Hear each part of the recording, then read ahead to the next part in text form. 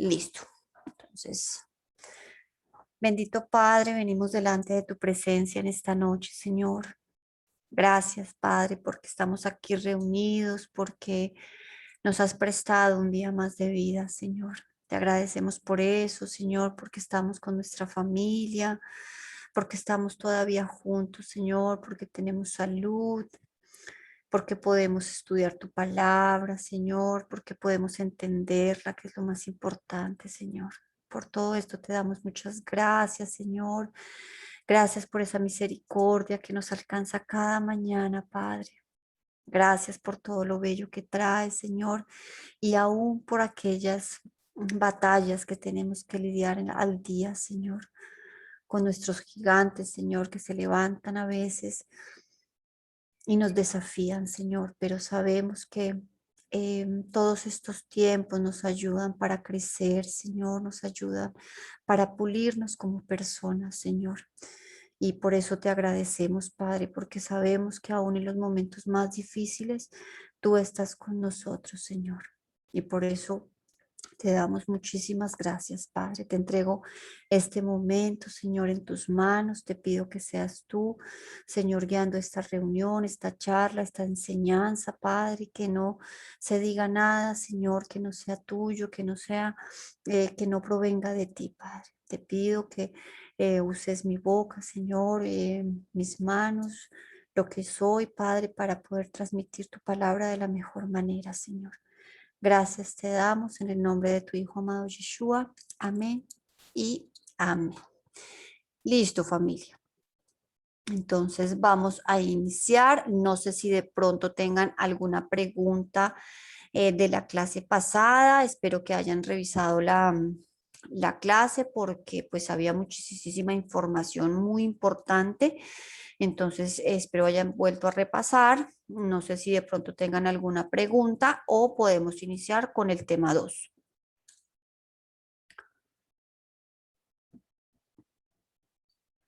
¿No? ¿Todo claro? ¿Todo bien? Sí, todo bien, todo claro. Listo, Hernán, gracias. Listo, entonces No, por favor. comenzamos, familia, con el tema 2.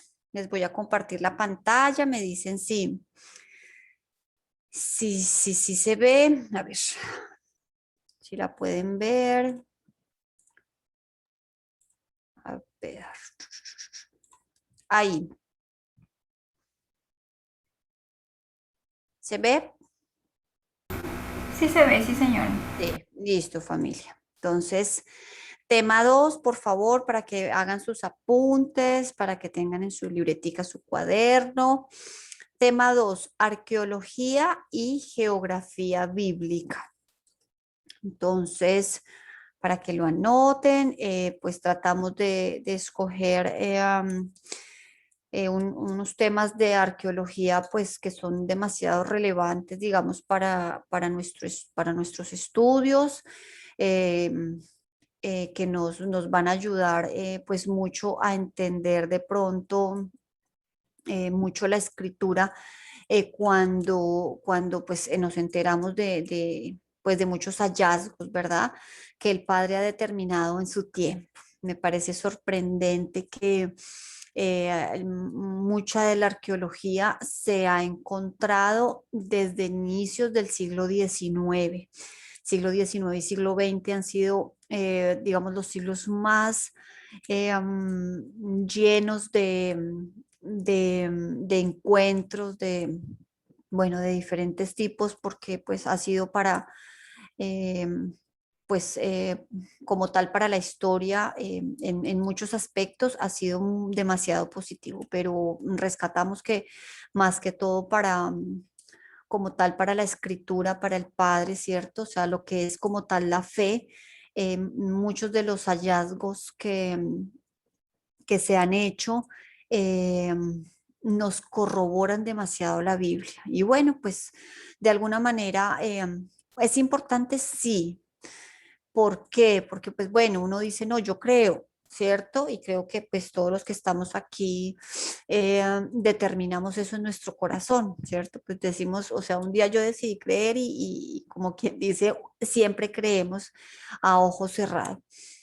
pero sí es muy importante y, pues pienso que el Padre también lo ha hecho con ese fin, ¿cierto? De corroborar de verdad más para estos últimos tiempos, para estos tiempos finales, como los podemos llamar. Entonces, que haya casado también, digamos, por lo menos em, el encuentro de los rollos del Mar Muerto y bueno, muchos temas que vamos a tocar acá son fundamentales porque pues nos ayudan muchísimo en cuanto al estudio primero, después del descubrimiento de los rollos del Mar Muerto. eh, Pudimos de verdad entender muchas palabras que hasta ese tiempo, o sea, hasta hace 70 años, no se lograban entender.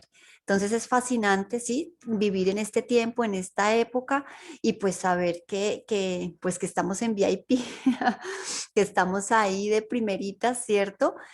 Viendo cómo se está cumpliendo pues esa palabra que el Padre dijo que al final del tiempo la ciencia aumentaría. Entonces es fascinante que el Padre nos deje en nuestra generación un poder de pronto ver un poquito de todo esto. ¿Listo, familia? Entonces, permítame un segundito.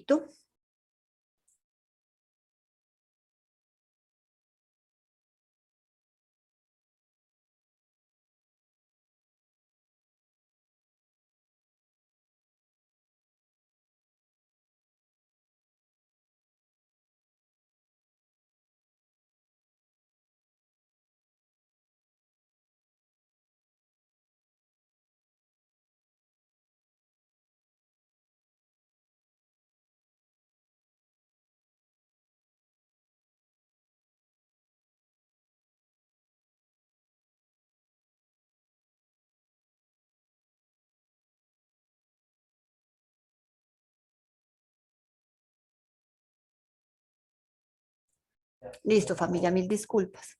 No, perdón por la interrupción. Listo. Entonces, nos vamos, familia, con el primer tema que vamos a ver en esta noche o en este tema es ¿quién escribió Génesis? Sí, porque, pues bueno, lo vimos en el tema, en el curso, en el nivel 1, ¿verdad? Cuando vimos la compilación de Esdras, el canon de Esdras, sí, recuerdan que les dije pues que él hizo la compilación de la Torá, de los Nebim y de los Ketubim, ¿cierto?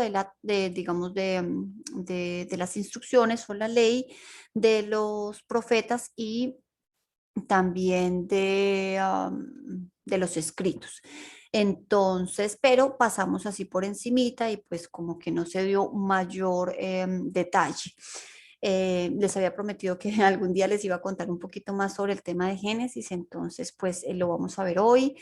Evidencia que se encontró, sí, que se halló de el libro de Génesis y pues es muy interesante lo que les decía, porque viéndolo pues ya desde un punto de vista, pues ya viéndolo uno mismo, palpándolo uno mismo, pues puede de pronto ver que muchas incongruencias, ¿verdad? Del libro como que desaparecen cuando vemos pues, digamos, pues toda esta información. Entonces, eh, am, se dice que todos los libros se pueden identificar fácilmente por el escritor, ¿cierto? Por esa razón, digamos, un ejemplo, en el Nuevo Pacto, ahí es que, digamos, los escritos de Pablo, ¿sí? Porque todos dicen, no, no, tiene pues, es un estilo literario muy parecido, o sea, es la misma persona lo escribió, ¿cierto? Es como cuando yo, digamos, escribo una carta, ¿cierto? Nunca nadie más va a poder escribir una carta como la escribo yo, ¿cierto? Porque es como una firma, es como una firma que tiene cada ser humano en la escritura, o sea, no en la escritura de escribir, sino en lo que está transmitiendo, ¿cierto? Así lo escriba otra persona, no importa, sino es como eso que solo esa persona puede transmitir. Entonces, eso mismo pasa en los libros y se encuentra digamos, mucho en lo que les cuento en los textos de Pablo, ¿sí? Y por eso hay algunos textos, bueno, no se sabe quién los escribió, pero se los atribuyen a Pablo, ¿sí? Porque pues digamos, una, pues se puede decir, unos escritos muy similares a, digamos, a lo que era su escritura. Eso mismo pasa em, en el libro o sea, en los 5 libros de la Torá, ¿sí? ¿Por qué? Porque Éxodo, Números, Levítico y Deuteronomio, ¿sí? Son muy parecidos. Ellos tienen un estilo literario muy similar, pero el libro de Génesis no. El libro de Génesis viene con unas particularidades, ¿sí? Dicen que es un libro muy peculiar, o sea, es un libro muy difícil, muy diferente, o sea, como muy diferente a los otros 4. Es por sus particularidades, ¿sí? Que no tienen ninguno de los otros 4 libros. Entonces, por eso entramos a pensar que, pues, si realmente fue Moisés quien escribió ese libro, quien escribió el libro de Génesis, o él solamente actuó como el compilador, ¿sí? Sí, es una gran pregunta. Eh, um, Entonces, ¿por qué se puede de pronto llegar a pensar con respecto pues a este tema así? Entonces, se puede, digamos, hay muchas preguntas porque pues hasta yo me lo pregunté muchas veces. Yo decía, bueno, pero si Moisés escribió pues Génesis, pues ¿quién escribió su muerte? ¿Cierto? O sea, como pues él no hubiera podido escribir pues él mismo su muerte. Entonces hay personas que dicen, no, pues es que él escribió la primera parte y solo la última parte, ¿cierto?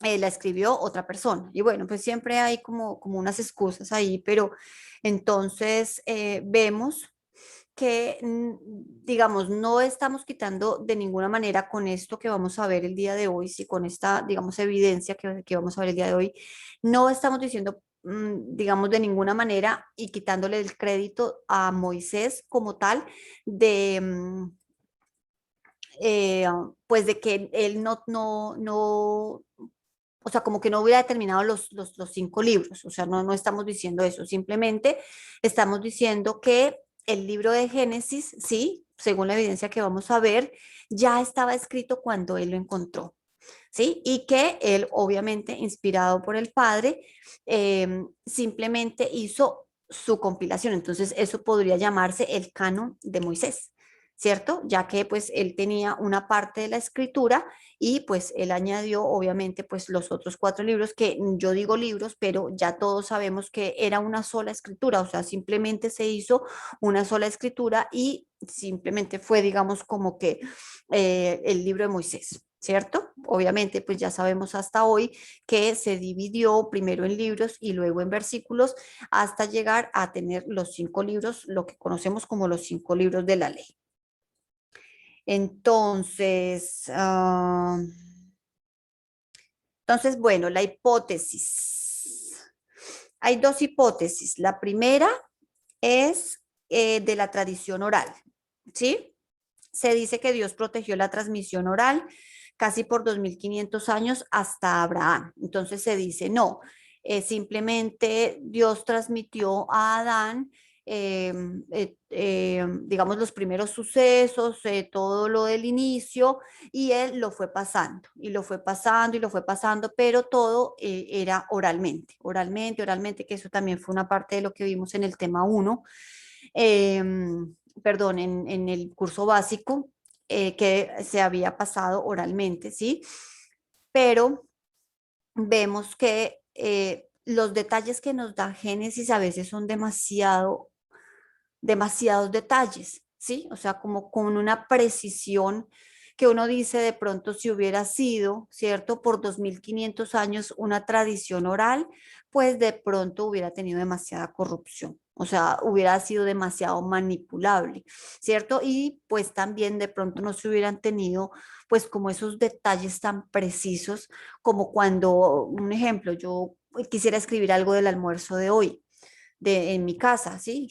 Es preciso y entonces de pronto eso es mucho lo que se ve en el libro de Génesis. Y la otra hipótesis es una preservación escrita, que es por la que nos vamos de pronto a ir un poquito ya en este tema, y de cómo se preservó la escritura desde Adán hasta José, ¿sí?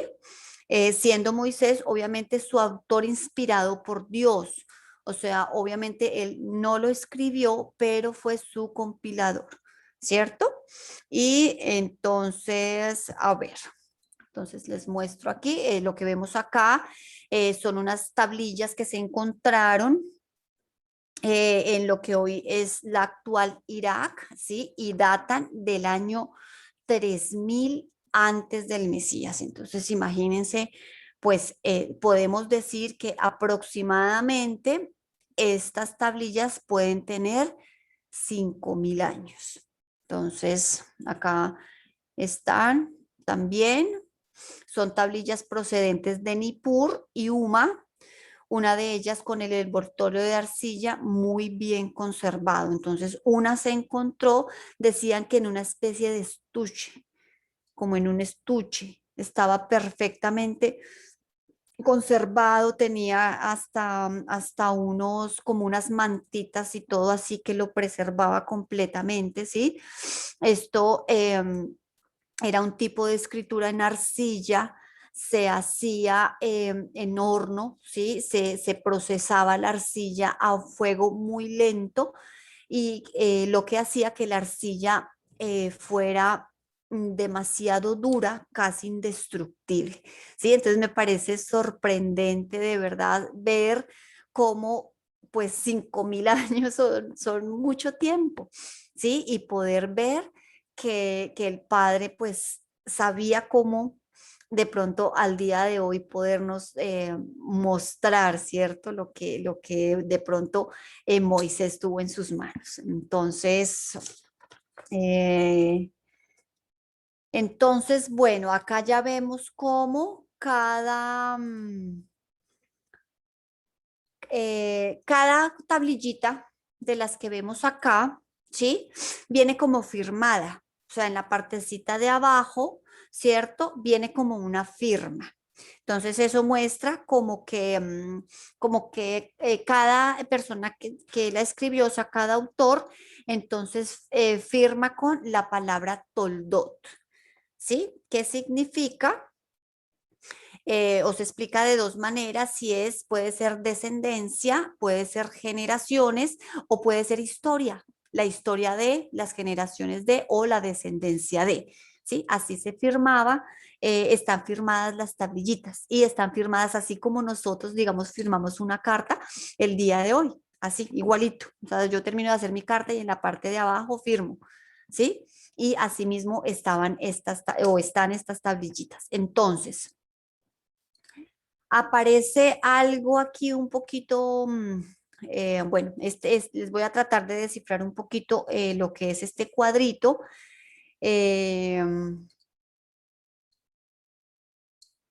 entonces, cada tablillita aparece con la palabra Toldot, ¿cierto?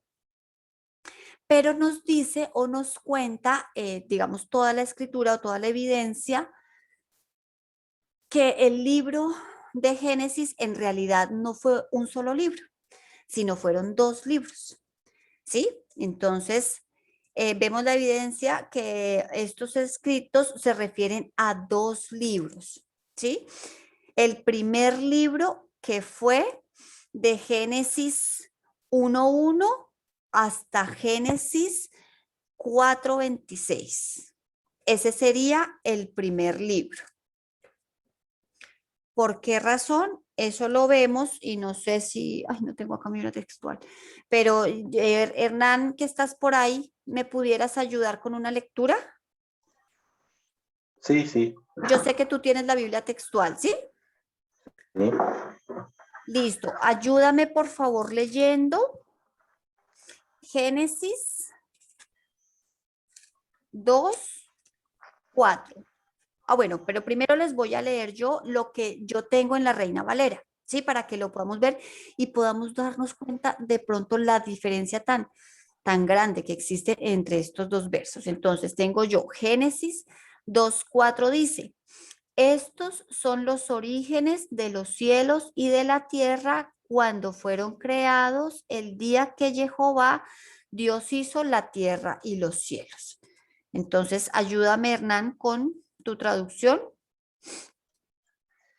Bien, dice, esta es la escritura del origen de los cielos y la tierra cuando fueron creados. El día en que Exactamente. Elohim hizo la tierra, bien. Perfecto, exacto. Entonces podemos darnos cuenta, acá me dicen, estos son los orígenes de los cielos y la tierra cuando fueron creados. Y bueno, yo digo, bueno, me está contando algo, ¿cierto? Mientras que la Biblia textual, que, a ver, bueno, ya no me quiero meter ya pues más en ese tema, pero se lo resumo así. Esta Biblia que tengo yo, la Reina Valera, ¿sí? Es traducida del texto masorético. ¿Sí? Un texto que pues es muy tardío, digámoslo así. Mientras que la Biblia textual que tiene, digamos, Hernán en este caso, ¿sí? Viene de la traducción de la Septuaginta. Y la Septuaginta es una traducción que se hizo del hebreo, ¿sí? Del canon que existía en hebreo al griego. Eso se hizo aproximadamente entre el siglo II y III de la era anterior, antes de Cristo, o sea, entre más o menos entre el 250 y el 300 de antes del Mesías. Sí, y es, digamos, se puede decir, pues el texto más antiguo que nosotros tenemos con respecto a lo que es el hebreo, ¿sí? Porque el texto en hebreo no existe, existe la Septuaginta, que es una traducción del hebreo. Entonces, lo que está leyendo Hernán es la traducción de la Septuaginta y vemos cómo nos dice que esta es el escrito, dice.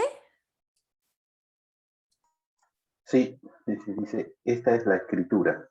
Esta es la escritura, ¿sí? Que a mí me diga, estos son los orígenes, yo digo, sí, me está contando algo, me lo puede estar contando de boca, ¿cierto? Oralmente. Pero cuando a mí la palabra me dice que esta es la escritura, pues yo a fuerza tengo que saber qué es escrito, ¿sí? Entonces, eso es lo más importante, o sea, empezar de, digamos, a...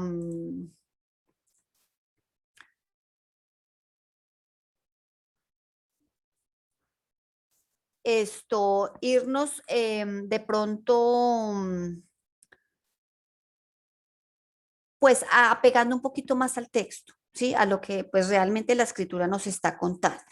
Entonces, bueno, les hago una aclaración. Hay un La, cuadro negro en la diapositiva, mi ya, hermosa. ya, espérame que no sé por qué siempre me queda ese cuadrito ahí, ya, ahí. Entonces, la Biblia textual que tiene Hernán, obviamente no está solo basada en la Septuaginta, ¿sí? Solo algunas porciones están basadas en la Septuaginta, pero eso lo vamos a ver más adelante y no los quiero enrollar, sino es simplemente para que tengan, o sea, puedan entender un poquito por qué esta Biblia, sí, o sea, digamos, por qué mejor esa y no esta. ¿Sí? Simplemente porque el texto que tiene, digamos, Hernán es más antiguo. Simplemente por eso, pero vamos a sacar un tema exclusivo para crítica textual y ahí sí ya vamos a poder entender un poquito más.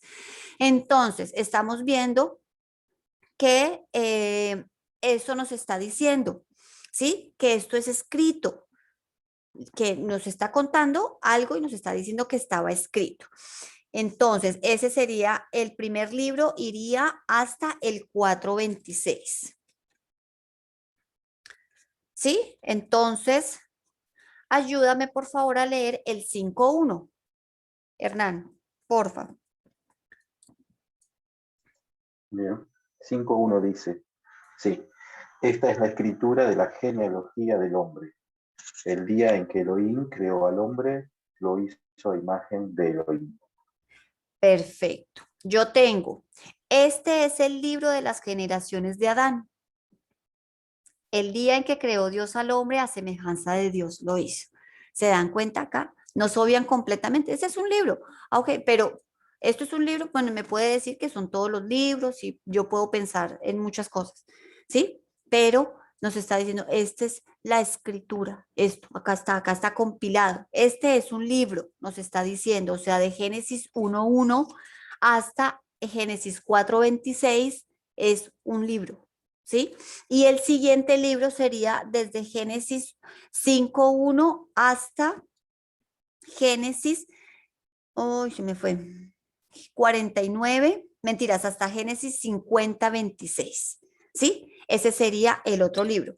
Cosa curiosa que se divide ya el siguiente, digamos, el siguiente o el segundo libro ya se divide en 9 porciones, digámoslo así, como en 9 partes, aunque sigue siendo un solo libro, se divide ya en 9 partes. Entonces, eh,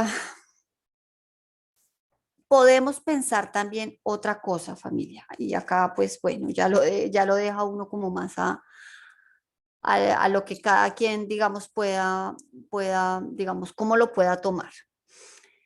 Podemos ver que Génesis, ¿sí? Del Génesis 1:1 hasta Génesis 2:3 fue escrito por el dedo de Dios. ¿Sí? Y pues muchos vamos a decir, no, pero ¿cómo así? Que, porque sí, porque no, y cómo lo sabemos, ¿sí? Pero no se nos olvide que nos cuenta un suceso cuando nos entrega las leyes, ¿cierto? Las instrucciones y nos dice que Dios escribió con su propio dedo, escribió en las tablas. Entonces, no sería raro, ¿cierto? Que la primera escritura que existiera fuera del mismo Dios, ¿sí? Que nuestro mismo Padre haya él mismo dejado como tal una evidencia de lo que fue la creación, ¿cierto? Entonces acá entra también algo que es Bereshit, ¿sí? Entonces siempre leemos nosotros, en el principio creó Dios los cielos y la tierra.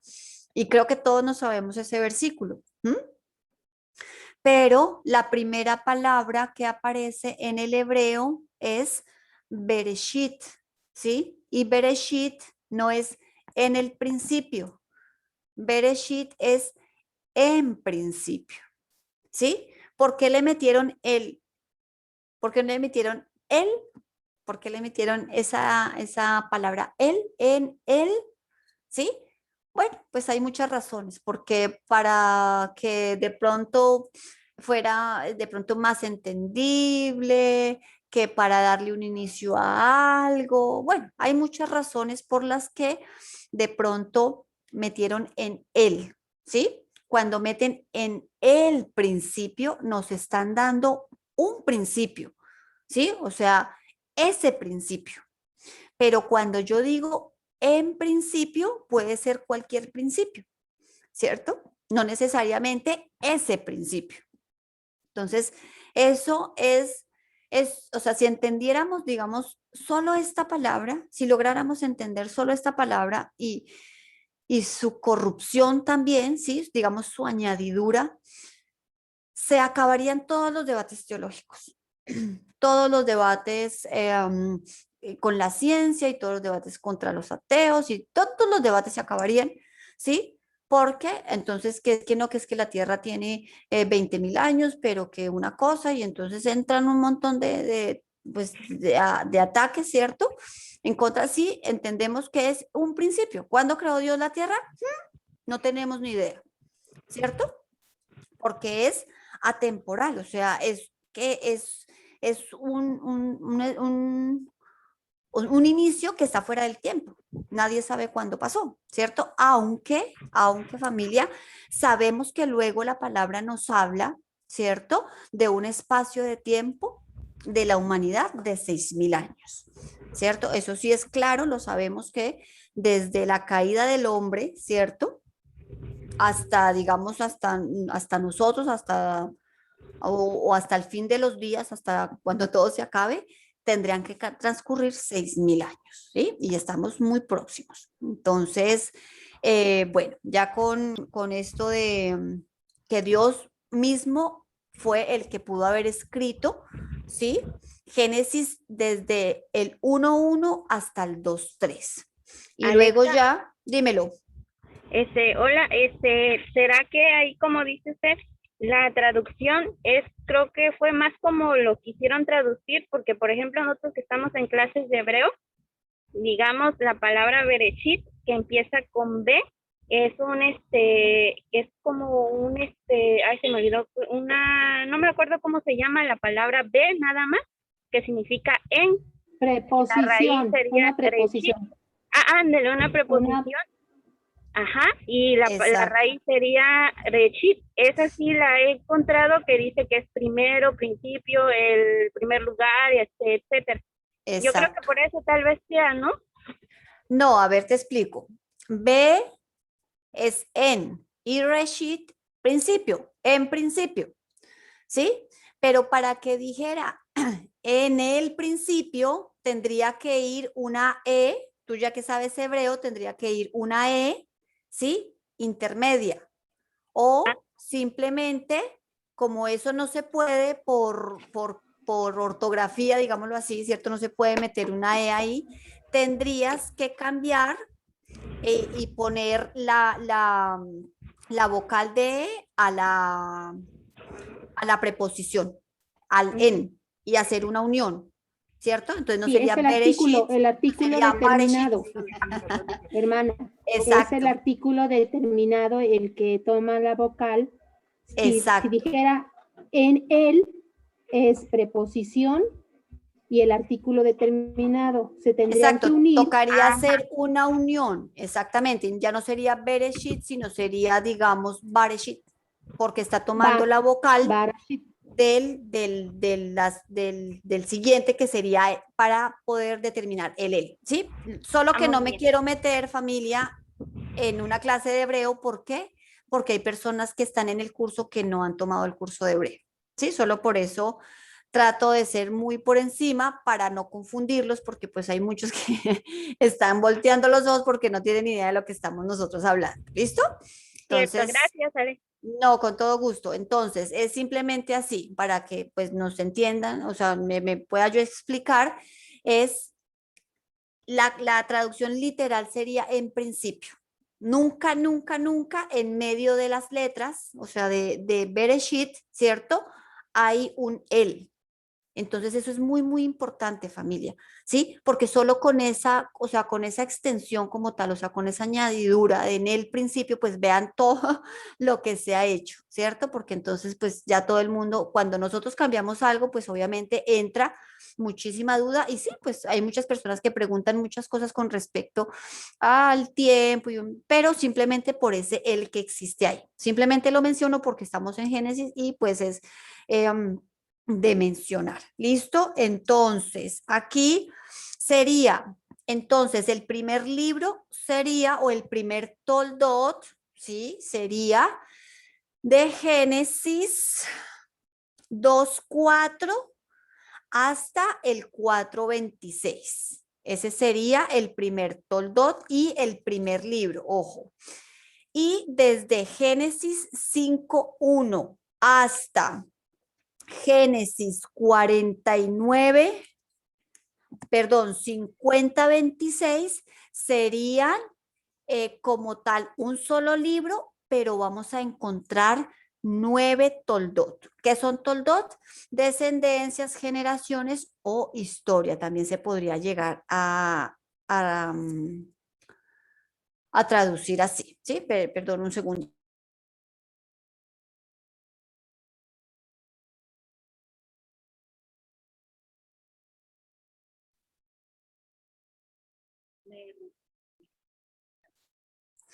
Listo, entonces vamos a verlas. Si me ayudas, Hernán, porfa. Génesis 6, gracias, hija. Génesis 6:9. Bien. Acá dice, como tiene un título, dice tercera tablilla, Y dice, esta es la genealogía de Noé. Noé fue un varón justo, sin defecto en su generación. Noé caminó con Elohim. Perfecto. ¿Sí ven? Ahí está. Estas son las generaciones de Noé. ¿Sí? Empieza en Génesis 6:9. Ahora 10:1.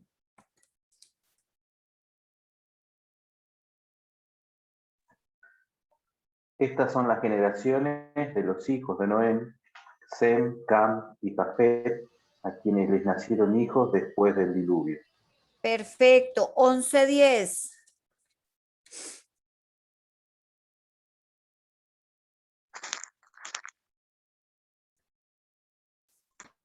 Estas son las generaciones de Sem. En el año segundo después del diluvio, era Sem de 100 años cuando engendró a Arpachshad. Perfecto. 11:27. Estas son las generaciones de Taré. Taré engendró a Abram, a Nacor y Arán engendró a Lot. A Lot. 25:12.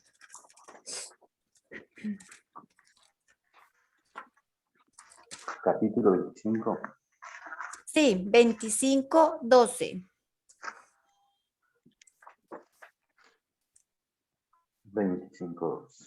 Esta es la genealogía Esta de es la Ismael. genealogía. Perdón. Esta Dale, es la dale. genealogía de, esta es la genealogía de Ismael, hijo de Abraham, que Agar, esclava de Sara, había parido a Abraham. Perfecto. 25:19. Esta es la genealogía de Isaac, hijo de Abraham. Ok. Solo eso. Ah, bueno, sigue el 20 también. Abraham engendró a Isaac, y era Isaac de 40 años cuando tomó por mujer a Rebeca, hija de Betuel, el arameo, de Padán Aram, hermana de Labán, el arameo. Perfecto. 36:1.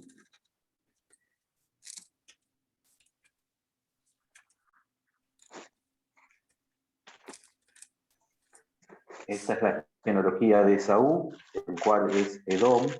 Esaú había tomado sus mujeres de entre las hijas de Canaán, a Ada, hija de Elón, Eteo, y a Olibama, hija de Aná, hija de Sibeón, Ebeo. Perfecto. Y 37. 1 y 2, porfa. Pero Jacobo habitaba en la tierra de Canaán, la tierra de las peregrinaciones de su padre. Esta es la genealogía de Jacob. José era de 17 años y apacentaba las ovejas con sus hermanos. El joven estaba con los hijos de Bila y de Silpa, mujeres de su padre, y José informaba a su padre la mala fama de ellos. Perfecto. Listo, familia. ¿Se dan cuenta? Entonces, cómo de alguna manera cada uno fue escribiendo su historia. ¿Sí? Cómo Adán escribió su historia, cómo Noé escribió su historia, cómo los hijos de Noé escribieron su historia, Sem, Tare y Abraham, Ismael, Isaac, Esaú, Jacob y José. ¿Sí? Entonces, por eso es como tan familiar, algunos relatos son pues como tan familiares, tan entrañables, ¿verdad? De la palabra del Génesis, ¿sí? Unos tienen tantos detalles, ¿sí? Porque era lo que yo les decía, es como si yo quisiera escribir mi historia, ¿sí? Si yo escribo mi historia, estoy segura que mi nieta nunca va a escribir la historia que yo quisiera haber escrito, ¿sí? Porque yo la viví. Entonces creo que, digamos, eso nos da, o por lo menos a mí me dio una comprensión muy hermosa con respecto al libro de Génesis. Sí, porque uno, pues yo siempre decía, bueno, pero cómo, digamos, si Moisés nunca estuvo ahí, cómo sabía, y cómo sabía que Sara se rió, y bueno, obviamente entiendo la revelación divina y obviamente entiendo todo esto, ¿sí? Pero esto me da, no sé, algo tan hermoso en mi corazón de ver cómo realmente, o sea, Dios, aunque es un Dios eterno, majestuoso, bueno, no podría definirlo con tanta hermosura que Él es, o sea, tan grande, tan maravilloso. ¿cierto? Se vale pues de nuestro físico, de nuestra materia, de lo que somos nosotros, ¿cierto? O sea, como de nuestra propia vida. Pues aunque él hubiera podido sentar a Moisés perfectamente, ¿sí? Y haberle dictado desde el principio todo, absolutamente todo lo hubiera dictado y hubiera faltado algo, no, hubiera sido lo que Dios hubiera querido que estuviera, ¿cierto? Pero aún así le permitió a cada uno contar su historia siendo inspirada por él. Eso es, o sea, no sé si ustedes lo ven así, pero para mí es maravilloso, ¿sí? Ver cómo de pronto cada uno iba armando lo que fue, digamos, la historia de la humanidad. Y eso es, pues bueno, imagínense, o sea, tener ese privilegio de no solo contar las cosas buenas, sino las malas, ¿cierto? Porque si hubiera sido por inspiración del hombre, entonces el hombre solo cuenta las cosas buenas, que es lo que nosotros tendemos a hacer. Digamos, cuando nos tomamos una foto, ay, no, solo escogemos la foto que mejor nos vemos y nos vemos más bonitos, pero en la que nos vemos feos, no, esa ni por nada del mundo la vamos a poner, ¿cierto? Pero Dios con todo y lo que Él hace, deja ver en su inspiración lo que fue como tal la vida de muchas familias, de todos los que formaron como de esa descendencia, pues de donde nosotros venimos, ¿cierto? Y les dejó ver también muchos de sus defectos. Entonces, eso pues a mí me parece pues muy hermoso. Entonces, bueno, entonces serían, pues lo que les digo, los dos libros, uno sería de Génesis 2:4 hasta el 4, hasta el 4:26. Y el siguiente, el libro, aunque tenga diferentes toldot, sería de Génesis 5:1 hasta Génesis 50:26. ¿Listo? Entonces, ¿cómo llegaron digamos, estas tablillas a Moisés? ¿Cierto? Porque esa es otra gran pregunta. O sea, bueno, sí, listo, cada uno escribió su parte, cada uno iba preservando y las iban, digamos, acumulando, ¿cierto? Las iban conservando, las iban cuidando, aún así mismo seguían escribiendo, ¿sí? Entonces uno dice, bueno, pero ¿y cómo, digamos, llegaron hasta José? Perdón, hasta Moisés. Entonces, pues, ¿cómo sería la transmisión de las tablillas entonces? Podríamos pensar que Adán, ¿sí? Las pasó a Lamec, de Lamec a Noé, de Noé a Abraham, de Abraham a Jacob, de Jacob a José, y José, por último, se las entregó a Moisés, ¿cierto? Entonces decimos, no, pero pues, o sea, a ver, de Adán a Lamec, ¿sí? Habían más de 800 años. Entonces uno dice, bueno, ¿cómo le pudo pasar? Pero recordemos que en ese tiempo ellos vivían muchísimos años. Por lo menos Adán vivió 930 años. ¿Sí? Entonces podemos pensar que Adán y Lamec se conocieron, ¿cierto? O que entre ellos muchos de ellos se conocieron, aunque digamos hubiera, digamos, más de 800 años de diferencia, pero muchos pudieron por lo menos haber, uno muy viejito y uno muy joven, pero hubieran podido haberse visto. Entonces sí puede haber la posibilidad de que fuera así. Y entonces pensamos y decimos, bueno, ¿cómo llegaron a Moisés? Entonces recordemos que eh, um, José y su familia, ¿sí? Primero va José y llega a Egipto, ¿cierto? Él, pues vendido o lo que fuera, llega a Egipto, pero su familia lo acompañó a él después. Recuerdan que llegaron 70 personas y él los ubicó en Egipto y de todo puede ser, o sea, hay una hipótesis que puede ser que la familia era la que trajera como tal las tablillas. Sí, que trajeran todos, pues era su historia, o sea, ellos tenían que haberla preservado de la mejor manera, tanto que le hicieron un estuche, me parece hermoso, es como si yo tuviera un tesoro. Entonces ellos se la pasan o se la entregan a José, ¿cierto? Él es un líder de Egipto, ¿cierto? Y dicen, hay la posibilidad de que él las hubiera puesto en ay, ¿cómo se llama? En la biblioteca de Egipto, ¿sí? Pues porque él era un líder, era el segundo al mando, o sea, era mejor dicho, era una persona muy, muy importante. Entonces, ¿quién le hubiera impedido a él, hubiera puesto en la biblioteca de, digamos, de Egipto? Nadie. Y que, ¿quién vino a ser también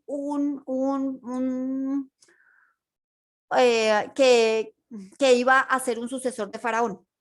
Moisés. Recuerdan que Moisés lo adopta la hija de Faraón, ¿cierto? Ella lo acoge como su hijo y él crece en la realeza. Moisés, al principio de su vida, hasta los 40 años, él fue casi, estaba preparándose para ser un sucesor. Entonces dicen, hay la posibilidad de que él hubiera encontrado estas tablillas, ¿sí? En Egipto. ¿Fue así? ¿No fue así? Bueno, es hipótesis, pero bueno, nos deja de pronto volar la imaginación, pero me parece pues algo que pudo haber sido cierto y me parece pues algo muy hermoso y que hubiera cabido perfectamente para que él las hubiera cogido, ¿cierto? Y él hubiera guardado, compilado completamente y luego él las hubiera traspasado porque él tuvo que haberlo escrito luego en papiro, ¿cierto? Que fue también cuando él terminó de escribir, digamos, el resto de sus libros. Entonces, bueno, bueno, eso nos hace pensar que pues su historia, ¿cierto? Lo que ellos tenían, que siempre estuvo en las tablillas, estuvieron siempre en manos de los patriarcas. O sea, eso fue un tesoro que de pronto se guardó por generaciones. Puede ser. Entonces, ¿qué nos avala de pronto el pensar que realmente fue así como les estoy contando? Entonces, pues hay varias evidencias. Dicen, pues que haya sido preservación escrita y no oral, ¿sí? Que era lo que le decías de las dos hipótesis. Entonces, que se ajusta a la data conocida. Estamos hablando aproximadamente de 3000 antes de Cristo, está muy cerca del tiempo en el que pasó todo. Acepta su pluralidad autográfica, ¿cierto? Entonces, claro, o sea, ya decimos, no, pero si fue Moisés el que lo escribió, entonces, ¿por qué no se parece a los otros libros? ¿Cierto? Y no solo eso, sino que dentro de Génesis hay una pluralidad. O sea, lo escribieron muchas personas. Entonces, pues bueno, o sea, se aceptaría la pluralidad autográfica, explicaría la diferencia de estilo literario y su terminología egipcia. Además, porque tiene algunas palabras egipcias. ¿Sí? Hay algunas palabras que están escritas que son egipcias. Coincide con los hallazgos arqueológicos y apela a un mayor sentido común. ¿Qué es lo que les digo? ¿Sí? O sea, a mí me dicen, es que Dios se las dictó a Moisés y yo digo, lo creo porque yo digo, si creo en todo esto, si creo en Génesis y que Dios con su voz creó todo, yo le puedo creer lo que sea, ¿cierto? Pero me parece mucho más hermoso que se valga de nuestra misma física, o sea, de lo que somos nosotros, de nuestra humanidad, para haber escrito el texto como tal. Listo, familia. Entonces, ¿alguna pregunta de hasta aquí? ¿De este temita? ¿Del Génesis? No, está muy claro, ¿No? ¿Claro todo? muy No, claro. Amada, Muy claro. en todo Dime. caso, al final, en el momento de las preguntas, quisiera hacer una acotación que sería otra hipótesis, pero eh, como que le agregaría algo más a lo ya explicado por usted, si le Ya, parece al final. perfecto, listo. Entonces, Ok. dame un ratito y lo vemos al final, porque voy a pasar entonces a otro, ¿sí? Pero hasta aquí, claro, ¿sí? Listo. Entonces, ahora quiero que nos vayamos a el cruce del Mar Rojo, ¿sí? Que también es un tema muy, muy, muy importante y muy bonito por lo mismo. Porque, bueno, pues los escépticos, los ateos dicen nunca pasó, es imposible que haya habido pues como tal este suceso, ¿cierto? Pues muchos no creen muchas cosas, es más, dicen que nunca los israelitas pudieron haber estado en Egipto, mucho menos que pues que haya acabado casi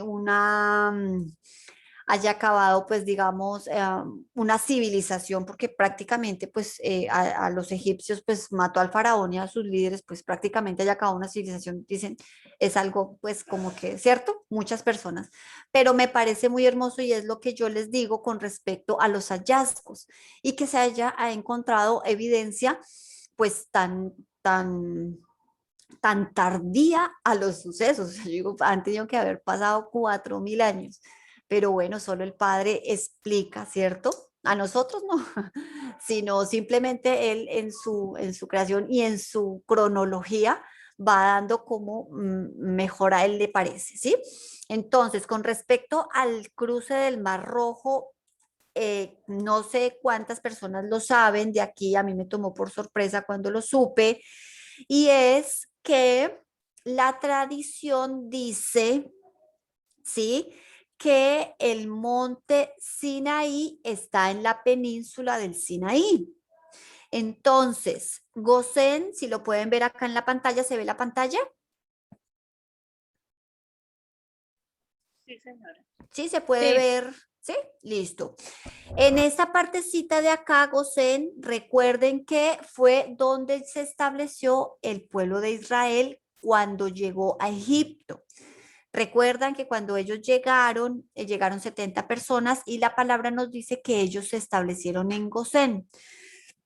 Cuando ellos salieron de, de Egipto, la tradición, ojo con lo que les digo, o sea, la tradición, estoy hablando pues de la Iglesia Católica, los protestantes, los cristianos, los católicos y todas las denominaciones que hay, ¿sí? Creen en esto. O sea, esto es lo que ellos postulan, ¿sí? O sea, dicen, esto fue así. Es que salen ellos de Gosén, ¿sí? Se vienen por esta ruta, como venimos por acá, por donde vienen todas las flechitas, ¿sí? Esta partecita de acá, que parece como un triangulito, es la península del Sinaí, ¿sí? Ellos dicen que el monte Sinaí está aquí, en esta partecita de acá. Entonces ellos dicen, ellos llegaron acá al monte Sinaí, ellos deambularon ellos dicen que el cruce del Mar Rojo fue acá. ¿Ven? ¿Se dan cuenta? Acá azulito, vienen por acá, caminan. Este fue el cruce del Mar Rojo. Luego dice que ellos deambularon, llegaron acá, y ellos llegaron al desierto Sinaí y luego subieron por esta partecita de acá, ¿sí? Dieron toda esta vuelta por aquí, por aquí, por aquí, por aquí, y luego subieron hasta llegar a Israel o a Canaán, que pues era lo que, como se conocía antes de que fuera Israel, ¿cierto? Entonces, eso es lo que dice la tradición. Este fue como el trazo, ¿sí? De camino que hicieron ellos. Y eso, pues, imagínense, llevamos casi 2000 años creyendo de pronto o ubicando el monte Sinaí en este lugar.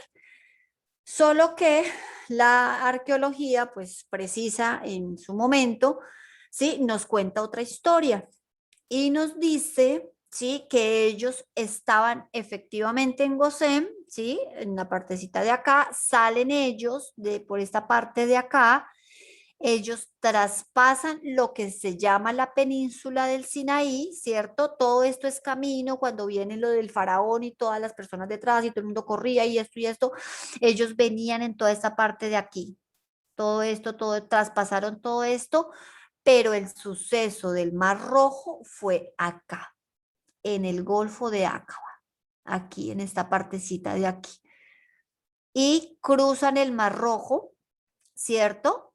Llegan acá y se establecen en el monte Sinaí, en el verdadero que queda en Arabia, ¿cierto? Porque recordemos que Pablo nos dice que el monte Sinaí queda ¿dónde? En Arabia, ¿cierto? No en la península del Sinaí, pero pues hay muchas cosas que a nosotros se nos pasan por alto, ¿sí? Que no, pues bueno, así fue y así nos dijeron, así aprendimos. Pero la evidencia nos está diciendo otra cosa. Entonces, ¿qué pasa? ¿Por qué razón no se encuentra evidencia? ¿Por qué razón no se halla? Pues todo el mundo dice, pero si así fue, ¿por qué no hay evidencia?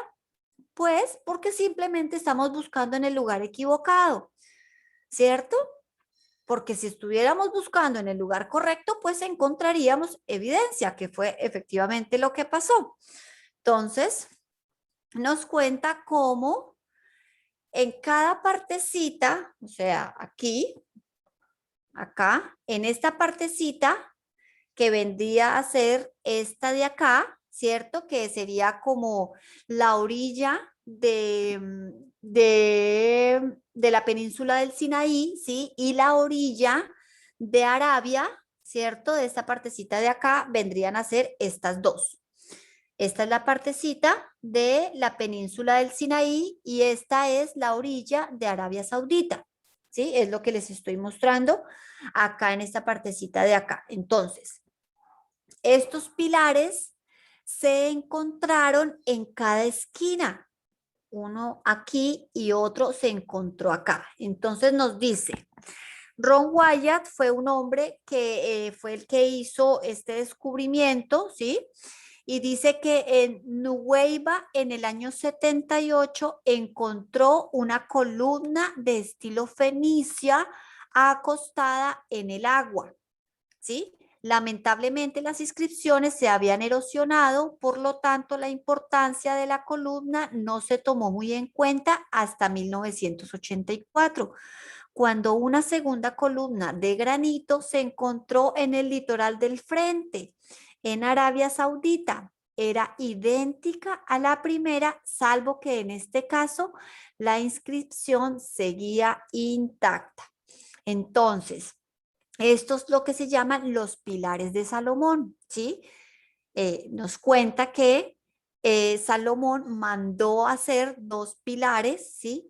Que trazaran, digamos, del cruce del Mar Rojo, o sea, de lado a lado. Entonces, se encontraron inscripciones con letras fenicias, que es hebreo arcaico, donde están las palabras Mitzraim, que es Egipto, Salomón, Edom, muerte, Faraón, Moisés y Jehová.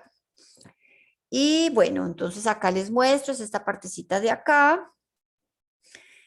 También se descubrió que igual, lo que estamos viendo acá por encima, ¿sí? Esta partecita que digamos lo que está en medio para unir las dos es esta parte de acá, ¿sí? Hicieron, bueno, muchísimos estudios y encontraron que debajo del mar, ¿sí? Está esta planada de tierra, se puede decir, o sea, no es abajo profundo, sino que hay como una planada de tierra, obviamente, que lo tapa el agua, ¿cierto? O sea, estamos viendo acá únicamente lo que sería lo profundo, ¿sí? Esto es, pues, obviamente en 3D, o no sé cómo se llama eso, pero es visto desde arriba, ¿cierto? Con unos instrumentos, pues, especiales que le están mostrando como, digamos, el fondo. Y se dan cuenta que acá hay como una explanada de tierra que une precisamente del lugar al lugar donde cuando se hubiera abierto el mar, ¿sí? Ellos hubieran podido pasar perfectamente por ahí, ¿cierto? Obviamente fue un milagro, claro que sí, porque igual, aunque se hubiera separado el agua ahí, hubiera bajado un poquito el agua, ¿cierto? Igual cuando el agua volvió, pues todo lo que hizo. Entonces, esto es evidencia, ¿sí? Este es el señor Ron Wyatt, que fue el que hizo el descubrimiento. El pilar que se encontró en pie, porque el otro, este fue el que estaba caído, porque el otro fue el que se encontró en pie, ¿sí? Y él hizo algunas excavaciones dentro del mar y encontró toda esta evidencia, ¿sí? Son carros con llantas que datan aproximadamente del tiempo de Faraón, del tiempo de Egipto, ¿sí? Y hay algunas rueditas que tienen pues como cuatro rines, que son las que determinan que eran las que tenían los faraones, los carros de los faraones. Pues obviamente se hicieron corales alrededor, pues de lo que era como la madera y como otro material que no fuera oro, porque el coral no se apega al oro. Entonces, ahí, acá vemos otro poquito. O sea, esto lo que está acá, pues obviamente no se ve así, sino que pues está resaltado, obviamente, sí, pues para que lo pudiéramos ver de la mejor manera, pero viene algo como así, más o menos. Y eh, um, igual todo esto también es pues evidencia que se encontró, todo lo que se halló, se hallaron también huesos y bueno, algunas cosas así. Entonces, si toda esta evidencia estaba acá, ¿por qué razón fueron a dar a la península del Sinaí? O sea, ¿dónde estuvo el teléfono roto?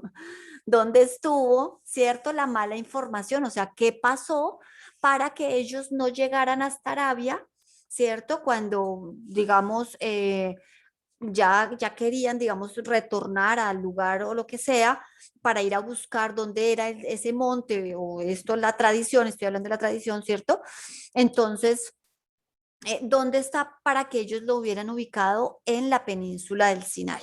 Entonces nos cuenta la historia que la madre del emperador Constantino I, todos sabemos quién es Constantino el Grande, ¿cierto? Y su mamita, que era la señora Santa Elena, mandó construir una capilla en el lugar donde, según la tradición, Moisés habló con Dios en el episodio bíblico de la zarza ardiente. Entonces, esto fue así. Empezó doña Santa Elena a investigar, ¿cierto? Porque dicen que era una mujer que le encantaba la arqueología, ¿sí? Entonces ella empezó a ir a buscar y ella, pues como su hijo se había convertido entre comillas, al catolicismo, ¿cierto? O bueno, a la nueva fe que andaba por ahí o que todo el mundo pregonaba. Entonces ella empezó a hacer unas maniobras, y no es la primera, la única que vamos a ver varias, donde ella metió la mano, ¿cierto? Y encontró un monte y dijo, este es el monte donde Dios se le apareció a Moisés. Y mandó construir una capilla, ¿cierto? Que es el monasterio de Santa Catalina y determinó que ahí era el monte Oreb o el monte Sinai. Entonces, ¿qué rescatamos del monasterio de Santa Catalina? Que en el 1844, ¿sí? Se encontró un códice que muy, pues uno de los más antiguos, ¿sí? Obviamente estaba en griego, eh, que fecha del 350 después del Mesías. Entonces, también casa con lo que nos cuenta también la historia con respecto a Constantino, que nos dice que cuando él obviamente empezó toda esta corriente de querer unir al imperio por medio de la religión también, porque eso fue lo que prácticamente por eso lo consiguió, entonces dice que él mandó a hacer 50 copias de la Torá, perdón, de la Biblia, de la Biblia. 50 copias de la Biblia. Esto era algo que solo podía hacer el emperador de Roma. ¿Con respecto a qué? Al precio. Eso era algo que solo podía pagar, digamos, un Estado, ¿sí? Eso no lo podía hacer cualquier persona, ni que fuera adinerada. Eso era un costo de Estado, como decir que van a mandar a hacer un puente. Así igual. Él mandó a hacer 50 copias de la Biblia, ¿sí? Y de esas 50 solo quedan dos. Una es el Códice Sinaítico, que es el que encontraron en el monasterio de Santa Catalina, y el otro es el Códice Vaticano, ¿sí? Entonces, la prueba interna y la prueba bíblica con respecto a lo que les estoy diciendo sería Éxodo 3:1. ¿Qué dice? A ver. Que dice, apacentando Moisés las ovejas de Jetro, su suegro, sacerdote de Madián, llevó las ovejas a través del desierto y llegó hasta Oreb, el monte de Dios. ¿Sí? Entonces estaba en Oreb y era en Madián. ¿Sí? Y el versículo 12 dice, y él respondió, ve, porque yo estaré contigo y esto te será por señal de que yo te he enviado. Cuando hayas sacado de Egipto al pueblo, serviréis a Dios sobre este monte. ¿Sí? Entonces, ¿dónde estaba él? En el monte de Oreb, en Madián, ¿cierto? Lo que nos lleva, obviamente, ay, por acá estaba el mapita, a aquí. Esto es Madián, ¿cierto? Entonces, obviamente, él tuvo que haber pasado y del lado de acá, así como lo vemos acá, aquí, perfectamente. El monte Sinaí está situado de este ladito de acá. Listo, familia. Entonces, pues traté de hacerles un resumido así, pero quiero que veamos un video, dura 20 minutos. Lo hice así de rápido porque el video lo dice todo. Quiero, por favor, le pongan mucha atención. Es un video precioso que a mí me conmovió mucho y por eso se los comparto. A ver qué hice. Listo.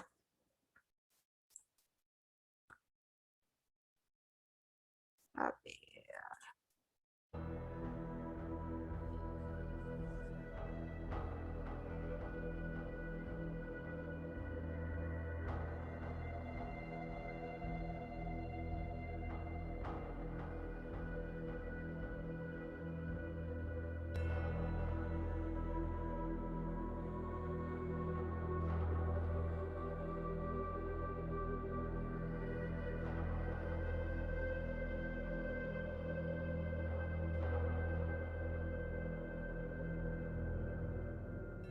Durante generaciones se nos ha enseñado que debemos creer que la historia del Éxodo solo en fe solamente. Nos dijeron de que el monte Sinaí, donde Moisés recibió los 10 mandamientos, estaba ubicado en Egipto, pero no hay evidencia real para hacerlo creíble. No hay fotos de artefactos dejados atrás, prácticamente nada para validar una de las historias más importantes de la Biblia. La Biblia dice más de 70 veces que los israelitas salieron de Egipto a Madián, que sería en su mayoría o en su totalidad la moderna Arabia Saudita de hoy. ¿Es cierto que hay muy poca evidencia de que haya ocurrido la historia del Éxodo? ¿O hemos estado buscando en el lugar equivocado? Si bien la teoría de que Moisés y los israelitas que hubieran estado en Arabia Saudita es una teoría nueva, en el mundo exterior no lo es para los lugareños que viven allí. Los saudíes nos abordaron con frecuencia, ansiosos por hablar con americanos por primera vez cara a cara. Y una de las primeras cosas que dirían con entusiasmo será: ¿sabías que Moisés estaba aquí? Déjame mostrarte dónde estaba él y su gente.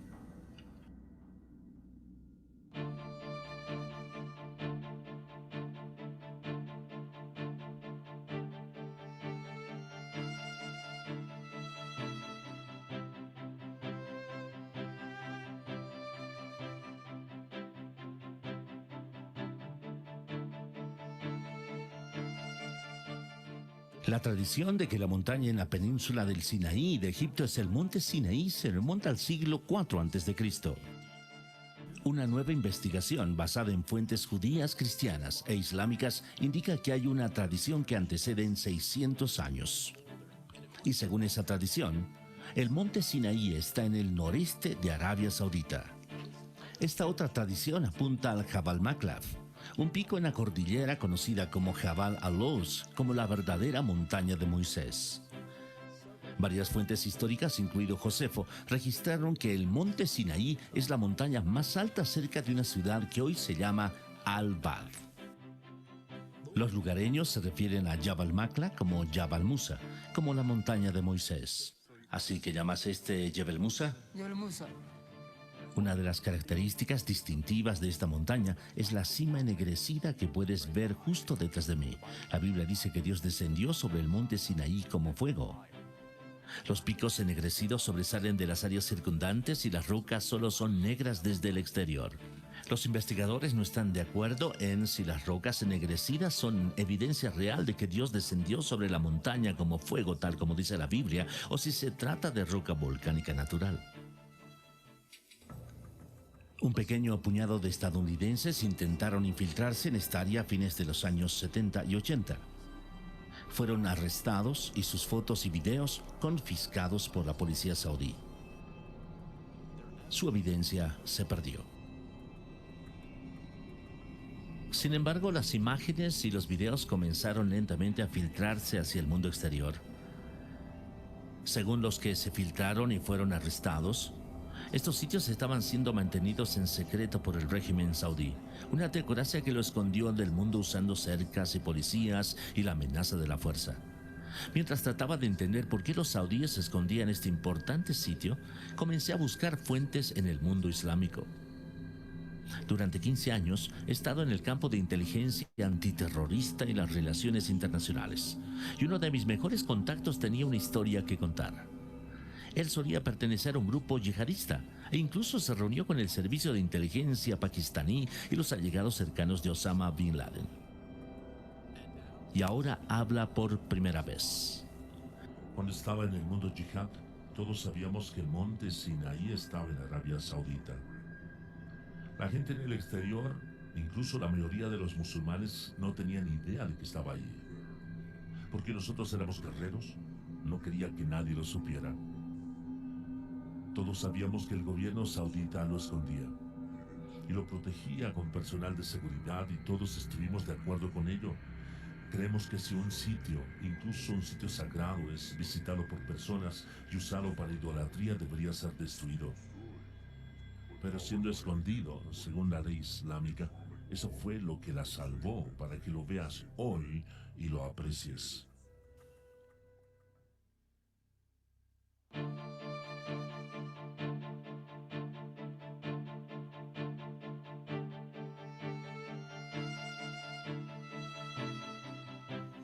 Moisés huye de Egipto después de matar a un egipcio al que vio abusando de uno de los esclavos hebreos.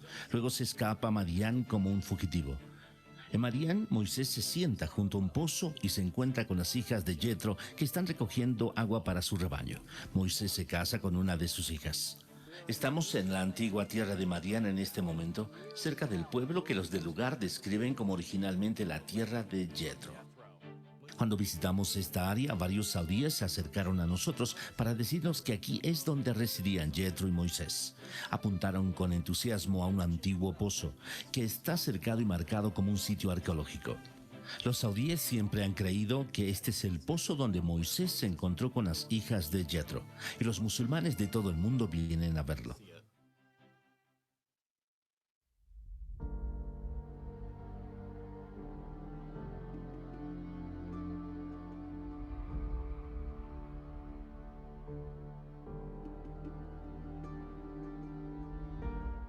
El libro del Éxodo dice que el cruce del Mar Rojo ocurrió en un lugar llamado Yansub, pero los expertos han estado en desacuerdo sobre dónde estaba.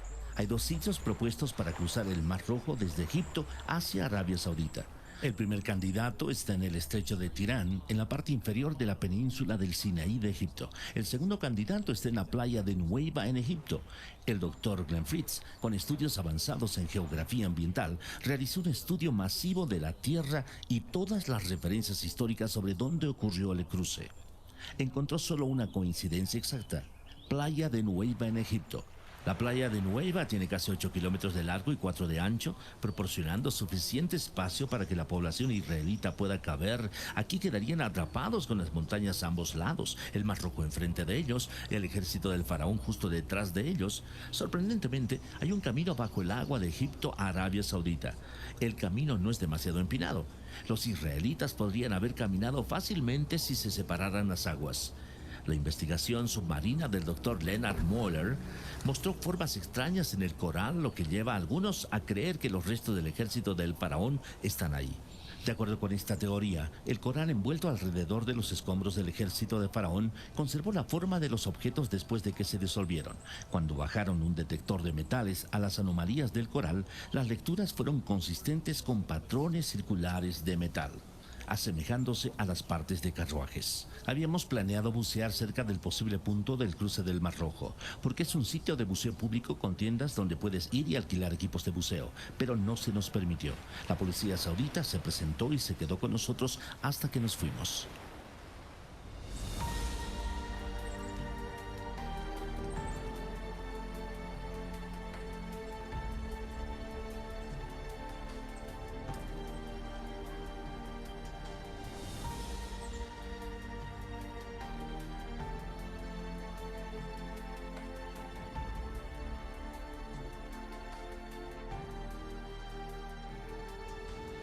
Después de cruzar el Mar Rojo, Moisés y los israelitas se detuvieron en un lugar cerca del monte Sinaí llamado Elim. Desesperado por el agua, encuentran un lugar único con 12 pozos y 70 palmas. A lo largo del camino hacia el posible monte Sinaí real, hay un lugar que refleja Elim con muchas palmeras y hasta hoy 12 pozos. Los locales sauditas nos señalaron a este lugar y específicamente referido a él como Elim.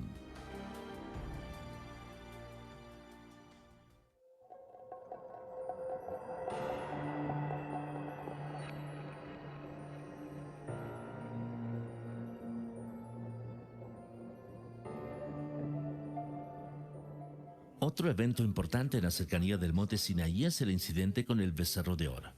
Mientras Moisés está en el monte Sinaí, algunos de sus seguidores comienzan a adorar un becerro de oro.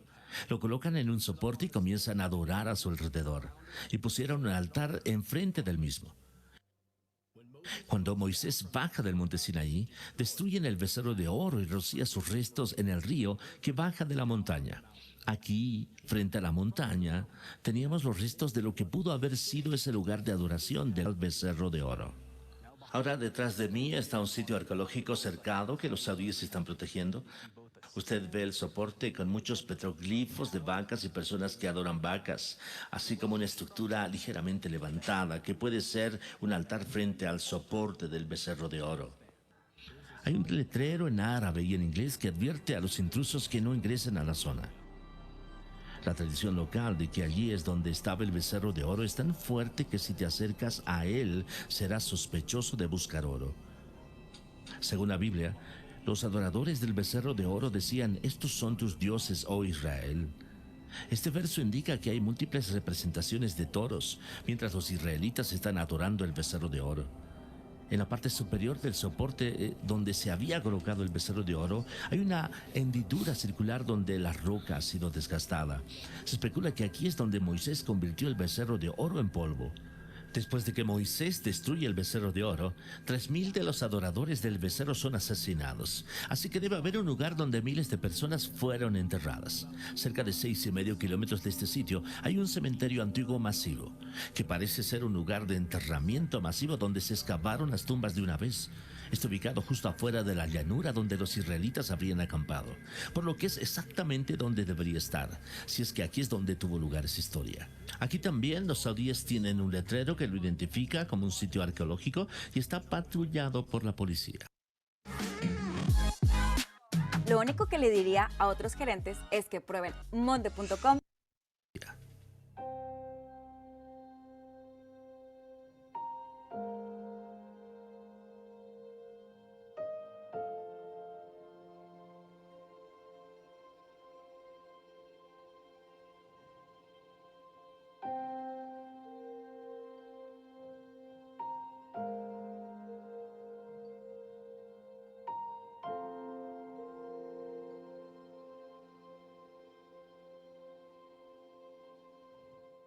El libro del Éxodo dice que Moisés construyó un altar de piedra sin cortar al pie del monte Sinaí y también estableció 12 pilares para simbolizar las 12 tribus de Israel. Aquí mismo, al pie de la montaña, vemos esta estructura que se asemeja a un antiguo altar. Y en lo que estamos parados en este momento es probablemente en las rampas para animales. Eso los llevaría a sacrificarse al pie de la montaña. Las rampas de animales conducen a esta zona de la estructura, la cual pudo haber sido la plataforma del matadero para sacrificios de animales. Los saudíes, por supuesto, dicen que esto no tiene nada que ver con Moisés, pero admiten que encontraron desechos animales y huesos debajo de esta área cuando cavaron. Personas que han estado en este sitio hace décadas dicen que este sitio solía ser mucho más limpio y podías ver claramente los restos de unos 12 pilares, así como una plataforma de piedra en la que estaban parados. Cerca del altar y de los 12 pilares, Moisés lee a los israelitas el libro del pacto y ellos lo aceptan. Esto significa que Moisés probablemente tenía un lugar junto más arriba del altar que sirvió de escenario para dirigirse a la gente. Justo más arriba de esta zona, con el altar y los pilares, hay un área que podía haber sido un lugar perfecto para que Moisés sea visto y escuchado cuando se hacía el pacto. Un saudí del lugar señaló esta parte de la montaña y nos mostró cómo la voz de Moisés habría resonado como si estuviera hablando en un anfiteatro natural. La Biblia dice que un arroyo que fluía desde el monte Sinaí proporcionaba agua para los israelitas. El arroyo debe haber bajado cerca del altar al pie de la montaña para que se realicen los sacrificios, y el arroyo no debe estar cerca del becerro de oro porque Moisés arrojó sus restos al río. Es muy fácil ver dónde había una vez un arroyo que bajaba de esta montaña, donde hay evidencia de sacrificios quemados. Termina cerca del posible sitio de adoración al becerro de oro. Incluso hay evidencia de pozos alrededor del área donde se habría formado una laguna de agua, demostrando que una gran población alguna vez vivió allí. Según la Biblia, el profeta Elías viaja al monte Sinaí y una vez que llega allí, entra en una cueva y ahí es donde habla con Dios. El verdadero monte Sinaí debe por lo tanto tener una cueva que sea accesible, seguro y adecuado para dormir. Esta cueva sobre el altar tiene aproximadamente 4.5 metros de altura, 6 metros de largo y 6 metros de profundidad. Si este es el verdadero monte Sinaí, entonces es casi seguro que es la cueva de Elías.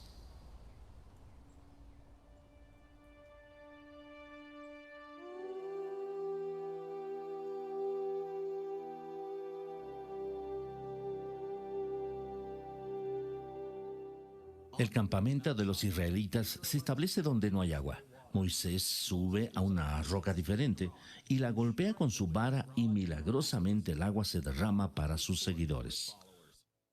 El historiador Josefo dijo que la roca partida todavía podía verse en su tiempo y era tan grande que no podía haber sido movida. ¿Es posible que esta roca partida aún permanezca hoy, testificando la veracidad de esta historia? La respuesta es sí, y es impresionante.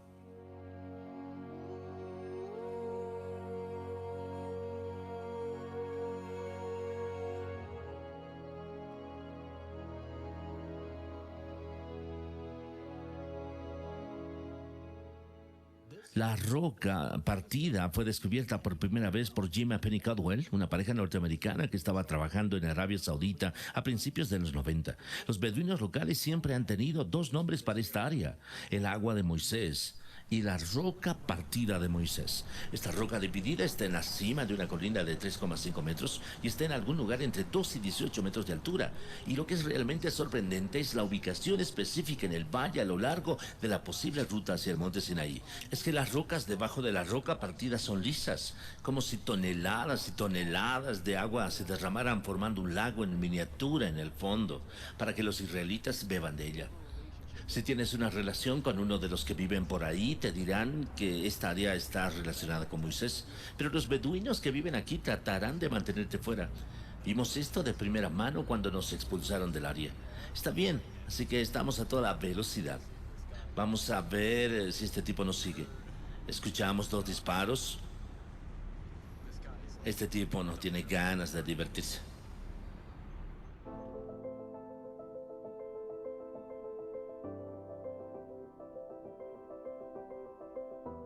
La Biblia dice que el área cerca de la roca partida, donde los israelitas lucharon contra los amalecitas, se llama Refidim, que significa lugar de descanso. Inscripciones hebreas que encontramos allí se han interpretado y significan lugar de descanso, la definición de Refidim. Más cerca de la montaña se han encontrado inscripciones que el Dr. Miles Jones, un erudito del hebreo antiguo, cree que están hablando de la batalla de los amalecitas. Dice que una de las inscripciones se refiere a la muerte de una amalecita. Cerca hay 2 inscripciones que el Dr. Jones cree que están marcando el lugar donde murieron una madre y una hija hebrea. La Biblia dice que Dios le dijo a los israelitas que posean la tierra donde tocan las plantas de sus pies. Cerca de la roca partida y cerca de la montaña hay muchas inscripciones con una imagen de un pie y una sandalia. Junto a la imagen hay una escritura protohebrea que significa la planta del pie. También encontramos inscripciones que fueron traducidas y se descubrió que se referían a Yahvé, el nombre hebreo para Dios. Hay otra área cerca de la montaña llamada Wadi Musa o el Valle de Moisés. Aquí se encontró la representación de una menorá y podría ser la más antigua de una conocida hoy. Un nuevo testigo ha revelado recientemente que los saudíes han estado ocultando la evidencia del éxodo desde al menos la Segunda Guerra Mundial. Este hombre era un piloto americano que conoció al rey de Arabia Saudita. Bob Carnock fue una de las primeras personas en llegar al Jabal Maqla en la década de los 80 y recientemente entrevistó a ese piloto y puso las imágenes disponibles para este video. Es un honor conocerte. Bueno, gracias. Nuestras vidas se han cruzado posiblemente en algo muy histórico y estamos hablando acerca de dónde se encuentra el verdadero monte Sinaí. No tenía idea de que alguien remontándose tan lejos como la Segunda Guerra Mundial habría visto la montaña y le habían dicho que la montaña era la montaña sagrada de Moisés. ¿Alguno de los musulmanes dijo que era la montaña sagrada? O sí. Supongo que todos en el ejército saudí sabían que era sagrado. Pues me prohibieron volar a su alrededor porque estaba fuera de los límites, que sería matado, que ya sea Dios o quizá por alguno de ellos, no lo sé. Y cuando despegué, estaba medio muerto de miedo, apuesto a que volé alrededor. Pero era diferente del resto de las montañas, porque era negro en la parte superior, o era un verde negruzco. Estaba lo suficientemente oscuro. ¿Quieres saber lo que realmente creo? Creo que es el monte Sinaí. Creo que Dios me dejó volar alrededor. Eso es lo que creo que pienso. Él nos dejó a ambos vivir. ¿Por qué no hemos oído hablar de este otro candidato para el monte Sinaí? ¿Por qué casi todo el enfoque ha estado en el sitio tradicional a pesar de su falta de pruebas convincentes? Piensa en cuántas cosas se alinean con la historia bíblica aquí en esta montaña. Hay una playa, un sendero donde podría haber ocurrido el cruce del Mar Rojo, coincidiendo con el relato bíblico.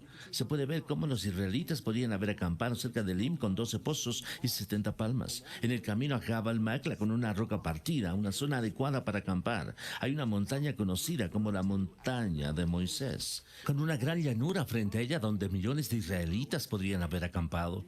Puedes ver un altar de piedras sin cortar al pie de la montaña donde hay evidencia de sacrificios.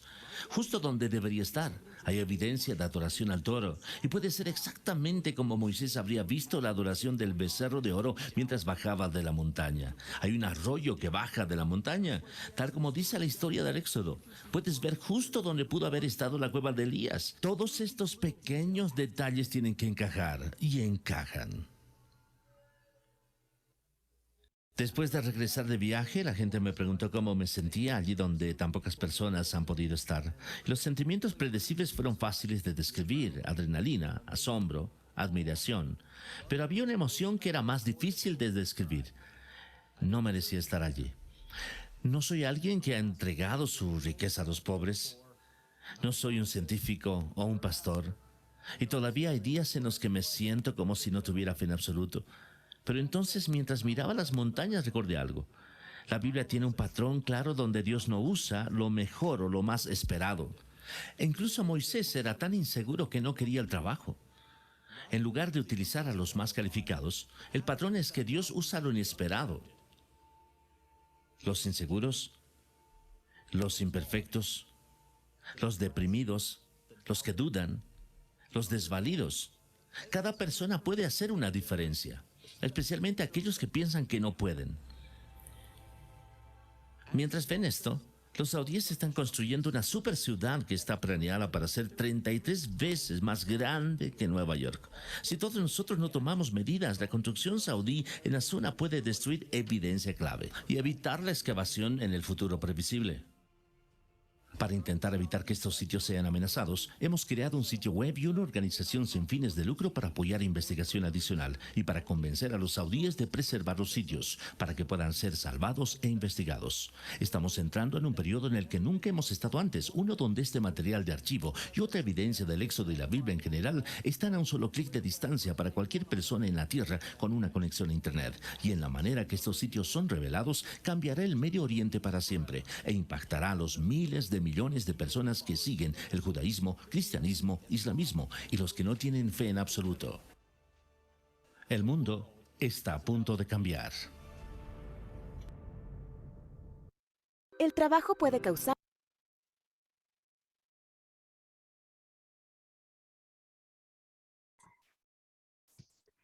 Listo, familia. Ahí termina el video.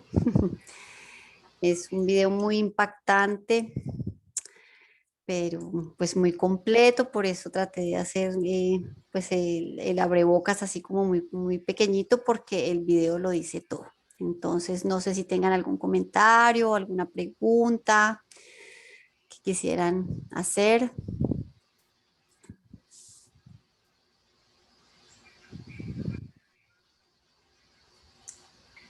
Amada, se dice que si no hubiese sido por la rebeldía del pueblo de Israel, la travesía hubiese durado 40 días, no 40 años.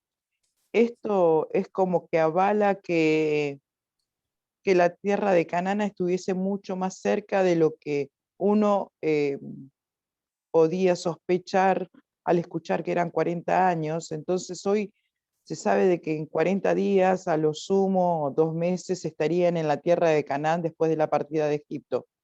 Entonces sí, y con todo lo que muestra el video, bueno, eso en cuanto a Éxodo.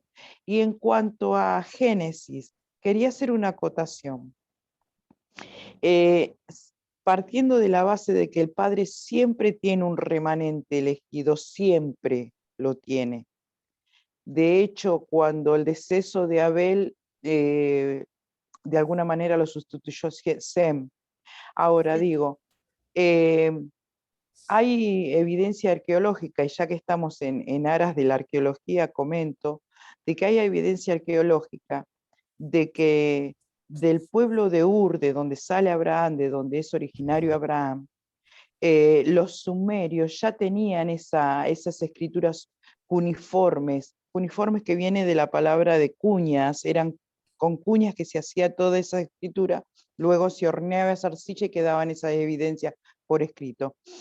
Si pensamos de que Abraham pasó por la tierra de Ur y tenemos esa evidencia cuneiforme escrita y que luego es el mismo Abraham quien le enseña a su descendencia y que es Jacob el que instruye a José y que Moisés, por ende, cuando sale de Egipto debe retirar los restos de José, que de hecho lo hace, y cuando los egipcios, desesperados por salir de esa maldición que tenían de 10 plagas, le dan cuanto tiene al pueblo de Israel, ¿por qué no pensar de que dentro del pueblo de Israel durante esos 400 años también hubo un remanente, más allá de todo Israel, una familia, un grupo elegido para conservar toda aquella escritura que ya venía desde antaño y que luego sí fue Moisés el que recopila todos esos escritos que los antecesores habían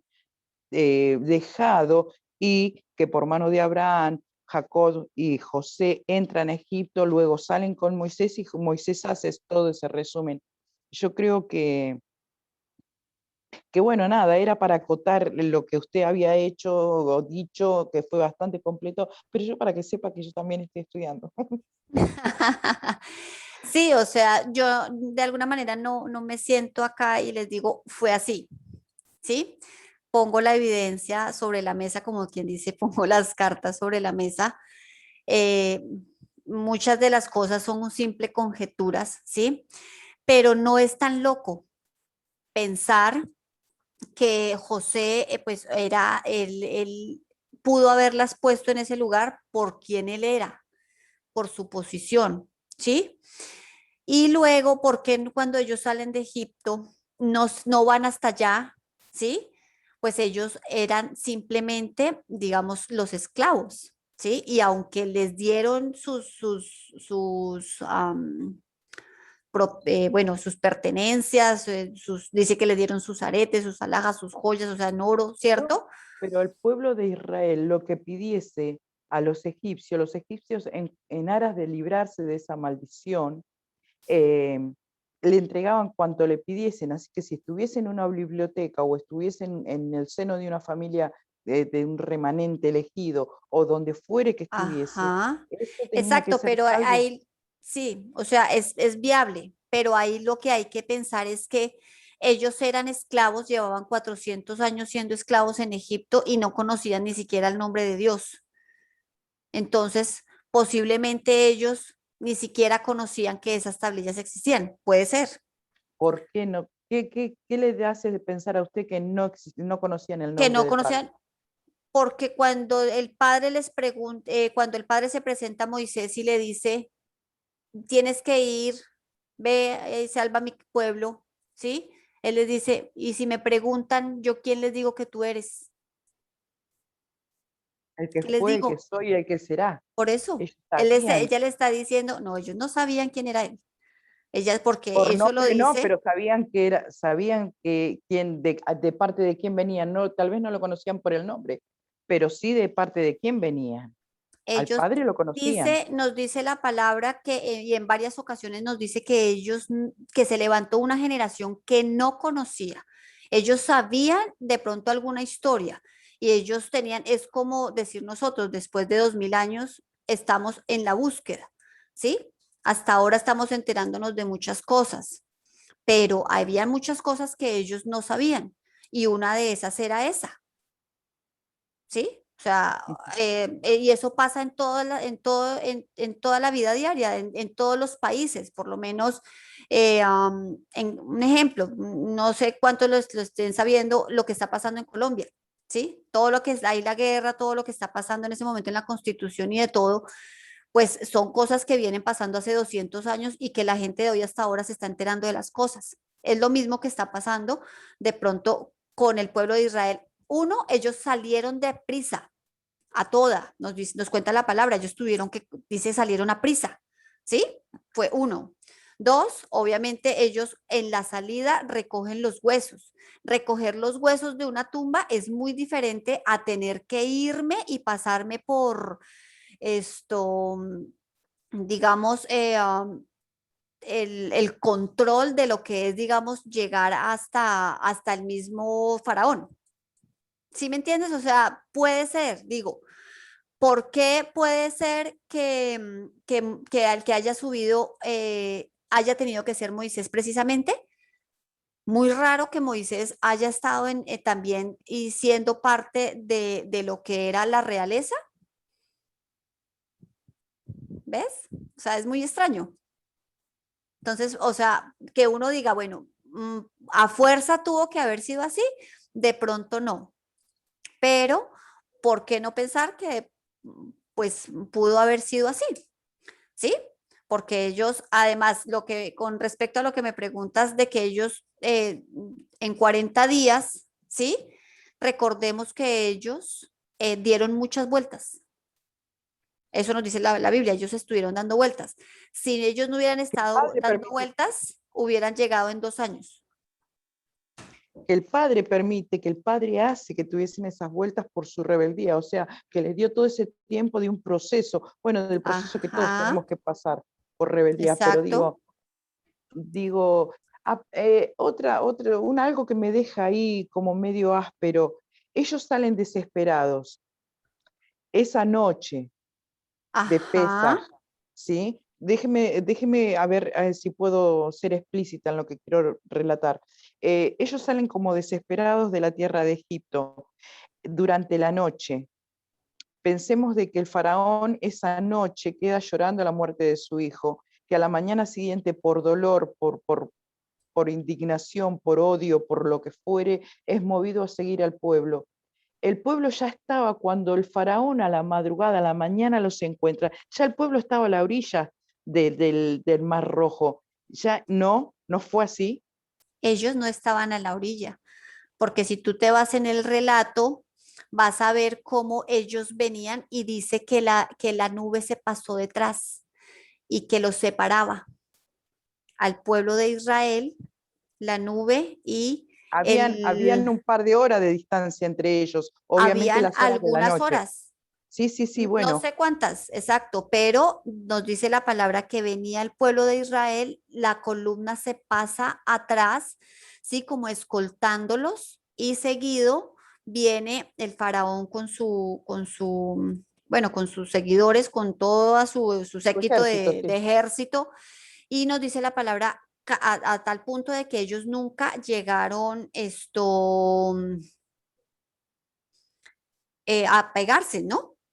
No, nunca, Ellos, nunca los exacto, llevó a ellos tan nunca llegaron, exacto. Ahora, O vamos sea, a, ellos venían así, o sea, no es que cuando ya Faraón abrió los ojos, ellos estaban en el monte, no, perdón, no, en- en el Mar Rojo, en la orilla del exacto, Mar Rojo. en el borde, en la orilla, exacto, no, mira Perfecto. que ellos venían caminando, iban así como haciendo así esto, hasta que llegaron ahí, ¿sí? Claro, bueno, ahí Entonces, era mucha gente, de todos ujú, modos, vamos a suponer que no fueron un par de horas, que no fue la noche, vamos, en aras de hipótesis, vamos a ponerle que fue una semana, porque como no tenemos, le podemos poner un par de horas, una semana, ajá, o, o lo, o lo que fuese, perdón, o lo que fuese, digo, del video que usted muestra, que nos mostró, ajá, desde donde ellos salen de Egipto hasta ese video que usted nos mostró, hasta ese lugar de Arabia que usted nos muestra, ¿qué ya, tiempo de distancia hay?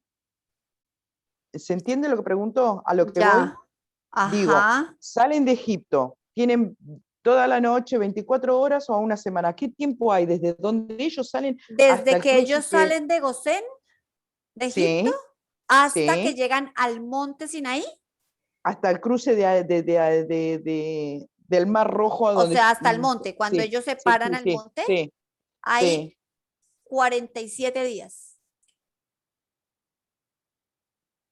Desde 47 que ellos días. salen, porque ellos salen en la Pascua, Sí, sí, sí. ¿cierto? Y nos Ujú. dice que a los 50 días ellos recibieron la ley y ellos duraron 3 días alistándose.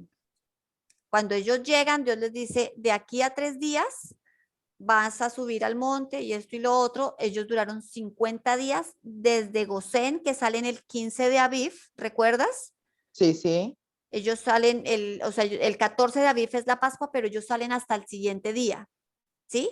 Dice que salen a sí, prisa, ellos salen el sí, 15 de Aviv y ellos sí. están llegando aproximadamente el 1, 2 de Sivan del tercer mes. O sea, ellos están aproximadamente 47 días hasta que llegan por lo menos al territorio.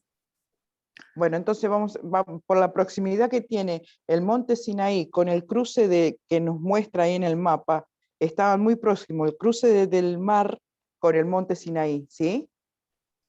¿No? No lo podemos, Bueno, pero por lo que no lo acusa el mapa, pudiéramos, está cerca, pero no podríamos determinar y decir son 20 días, son 15 días, son 18 días. Simplemente nos da la información de cuando ellos salen de Egipto y cuando ellos llegan. Y nos dicen que transcurren aproximadamente 47 días porque el día 50 ellos están recibiendo la ley en el monte. Entonces ellos ya tuvieron que haber pasado, todo el suceso tuvo que haber pasado en 50 días. ujú, perfecto, perfecto, Listo. muchísimas gracias. No, con todo gusto. ¿Alguno más que quiera comentar algo, que quiera compartir, que quiera Ah, no, preguntar? no me ¿Qué hagan les quedar como pareció curiosa a el mí sola, por favor, video? hablen. ¿Qué les pareció el video? ¿Les gustó el tema? A ver, coméntenme.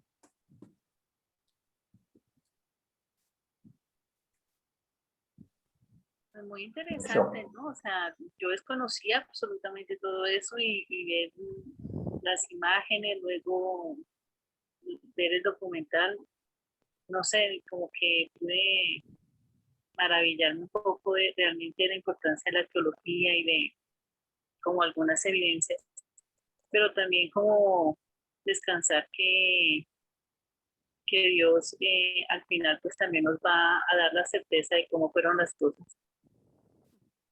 Así es. Exactamente. Sí, a mí la primera vez que yo vi ese video me hizo llorar mucho, me hizo llorar mucho. Fue un video que tocó mi vida, fue un tema muy hermoso.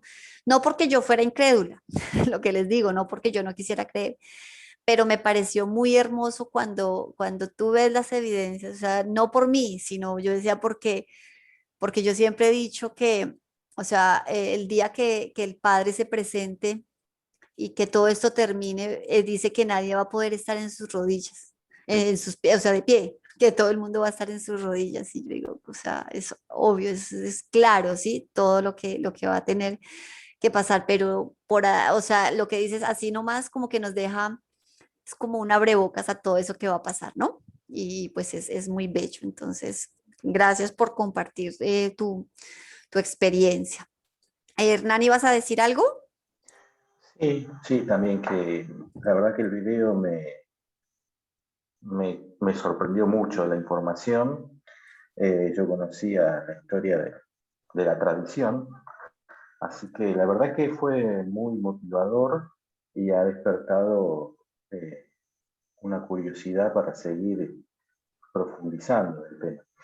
Me pareció fascinante la muestra del recorrido y ver esa geografía que a uno lo hace pequeño, ¿no? Yo me imaginaba lo que sería el pueblo en esa cantidad, cruzando el mar, llegando hasta la montaña, la piedra, nunca me la imaginé, ¿no? Más que lo que cuenta la palabra.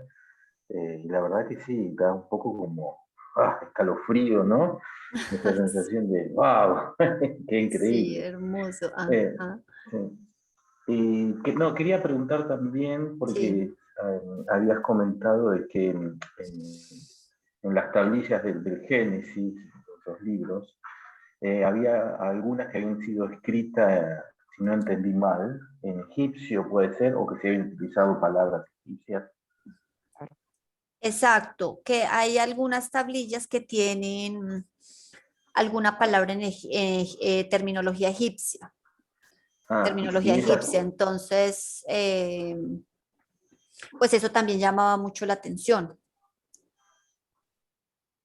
y esas palabras se pueden conocer, hay alguna documentación o traducción.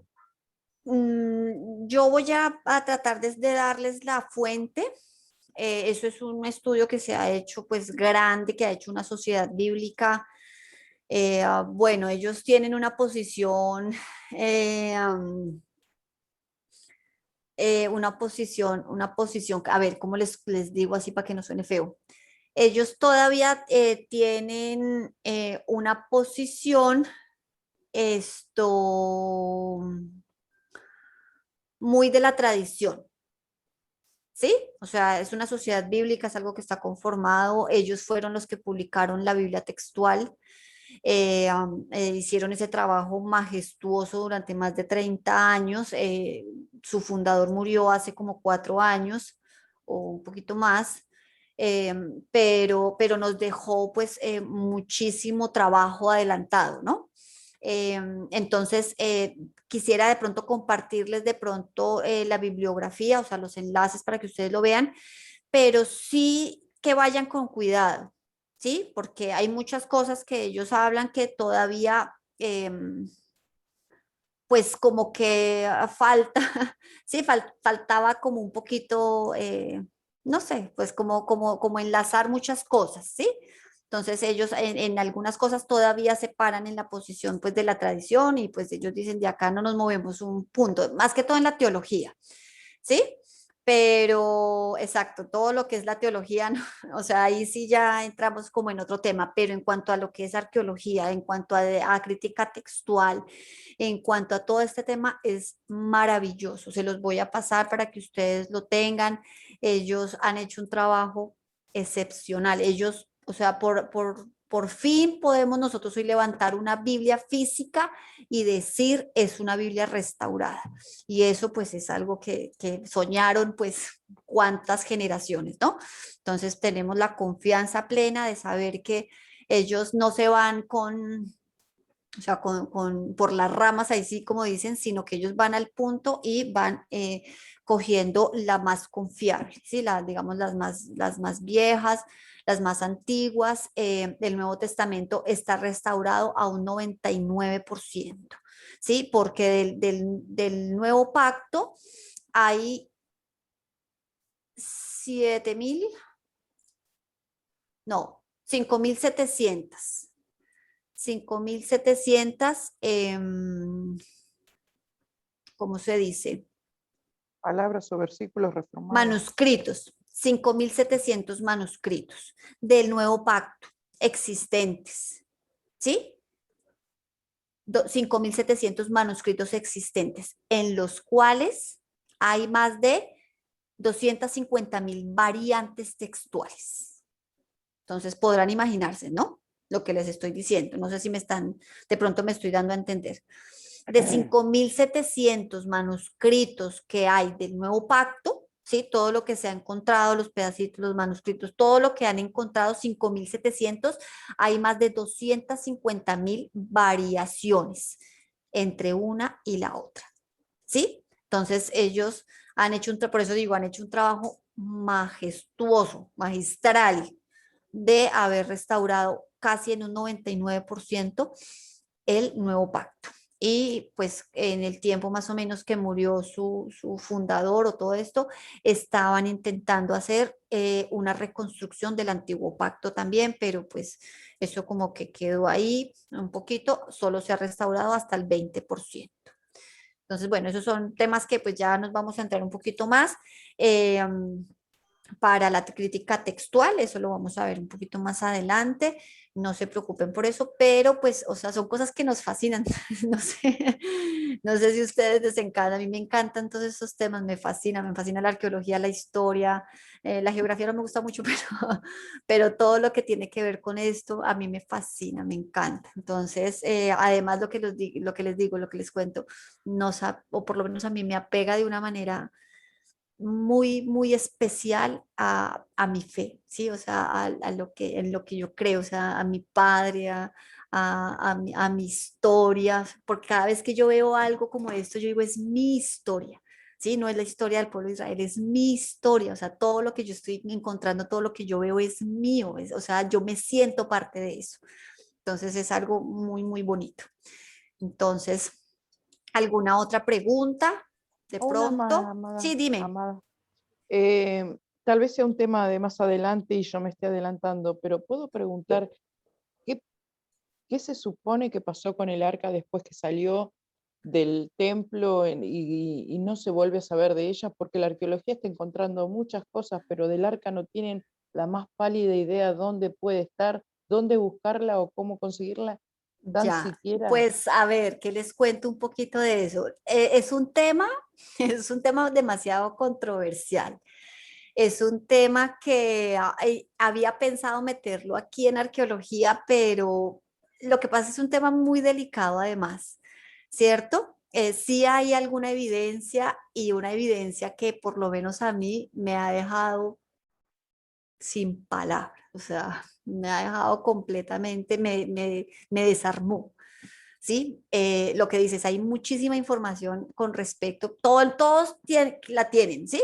Todos reclaman tenerla, muchos la han encontrado, muchos, pero sí hay un tema en especial que lo vamos a ver en el séptimo tema y vamos a hablar un poquito de eso. Igual, no es que yo les diga a fuerza tiene que ser así, simplemente les expongo las evidencias que hay y bueno, pues cada quien atesora, pues depende, pues en su corazón depende de la evidencia, ¿listo? Pero sí lo vamos a ver, no te preocupes. Ok, gracias. No, con todo gusto. Listo, familia. Dime, Hernán, dímelo. Claro, cuéntame, dime.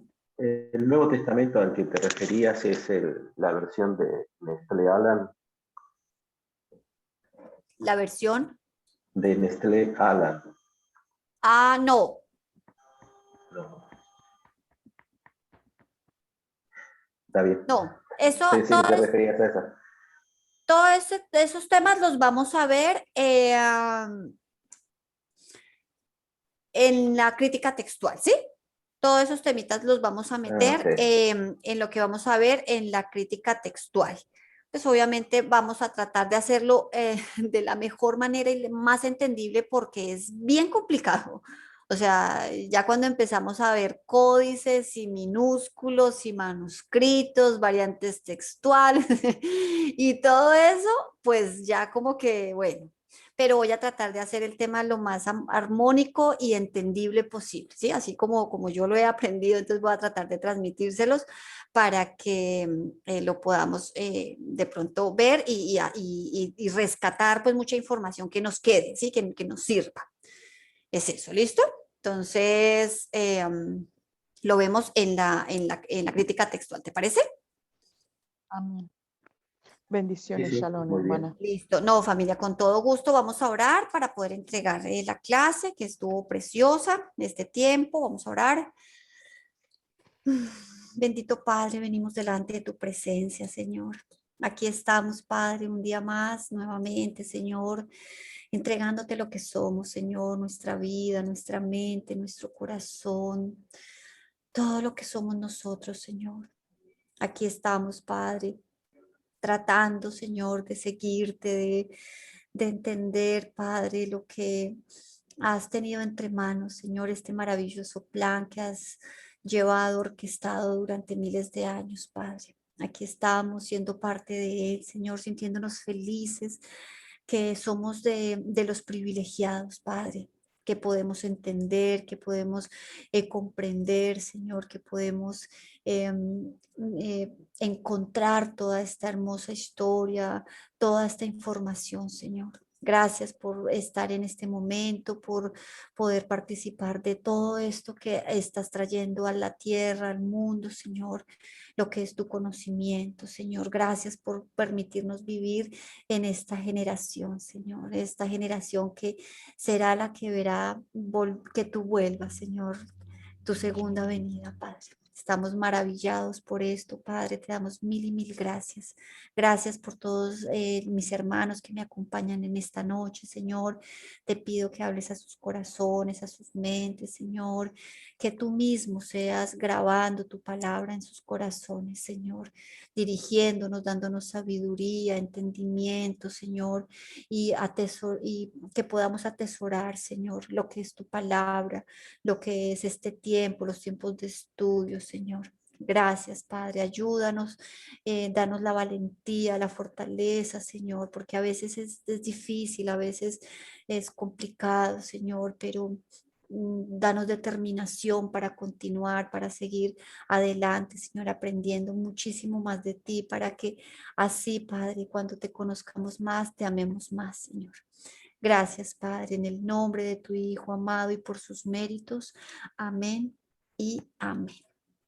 Listo, familia. A todos mil y mil gracias. Hoy estuvieron calladitos. Gina estuvo calladita, Miriam calladita, Alejandra, Aileen, todos calladitos.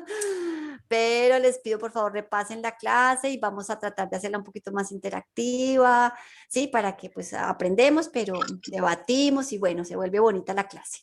¿Listo, familia, todos? Shalom. Feliz noche. Shalom, familia. Gracias, profe. Bendiciones con todo gusto. Shalom, shalom. Bendiciones. Shalom, shalom, hasta luego. Nos vemos la otra semana. Chao. Chao. Chao.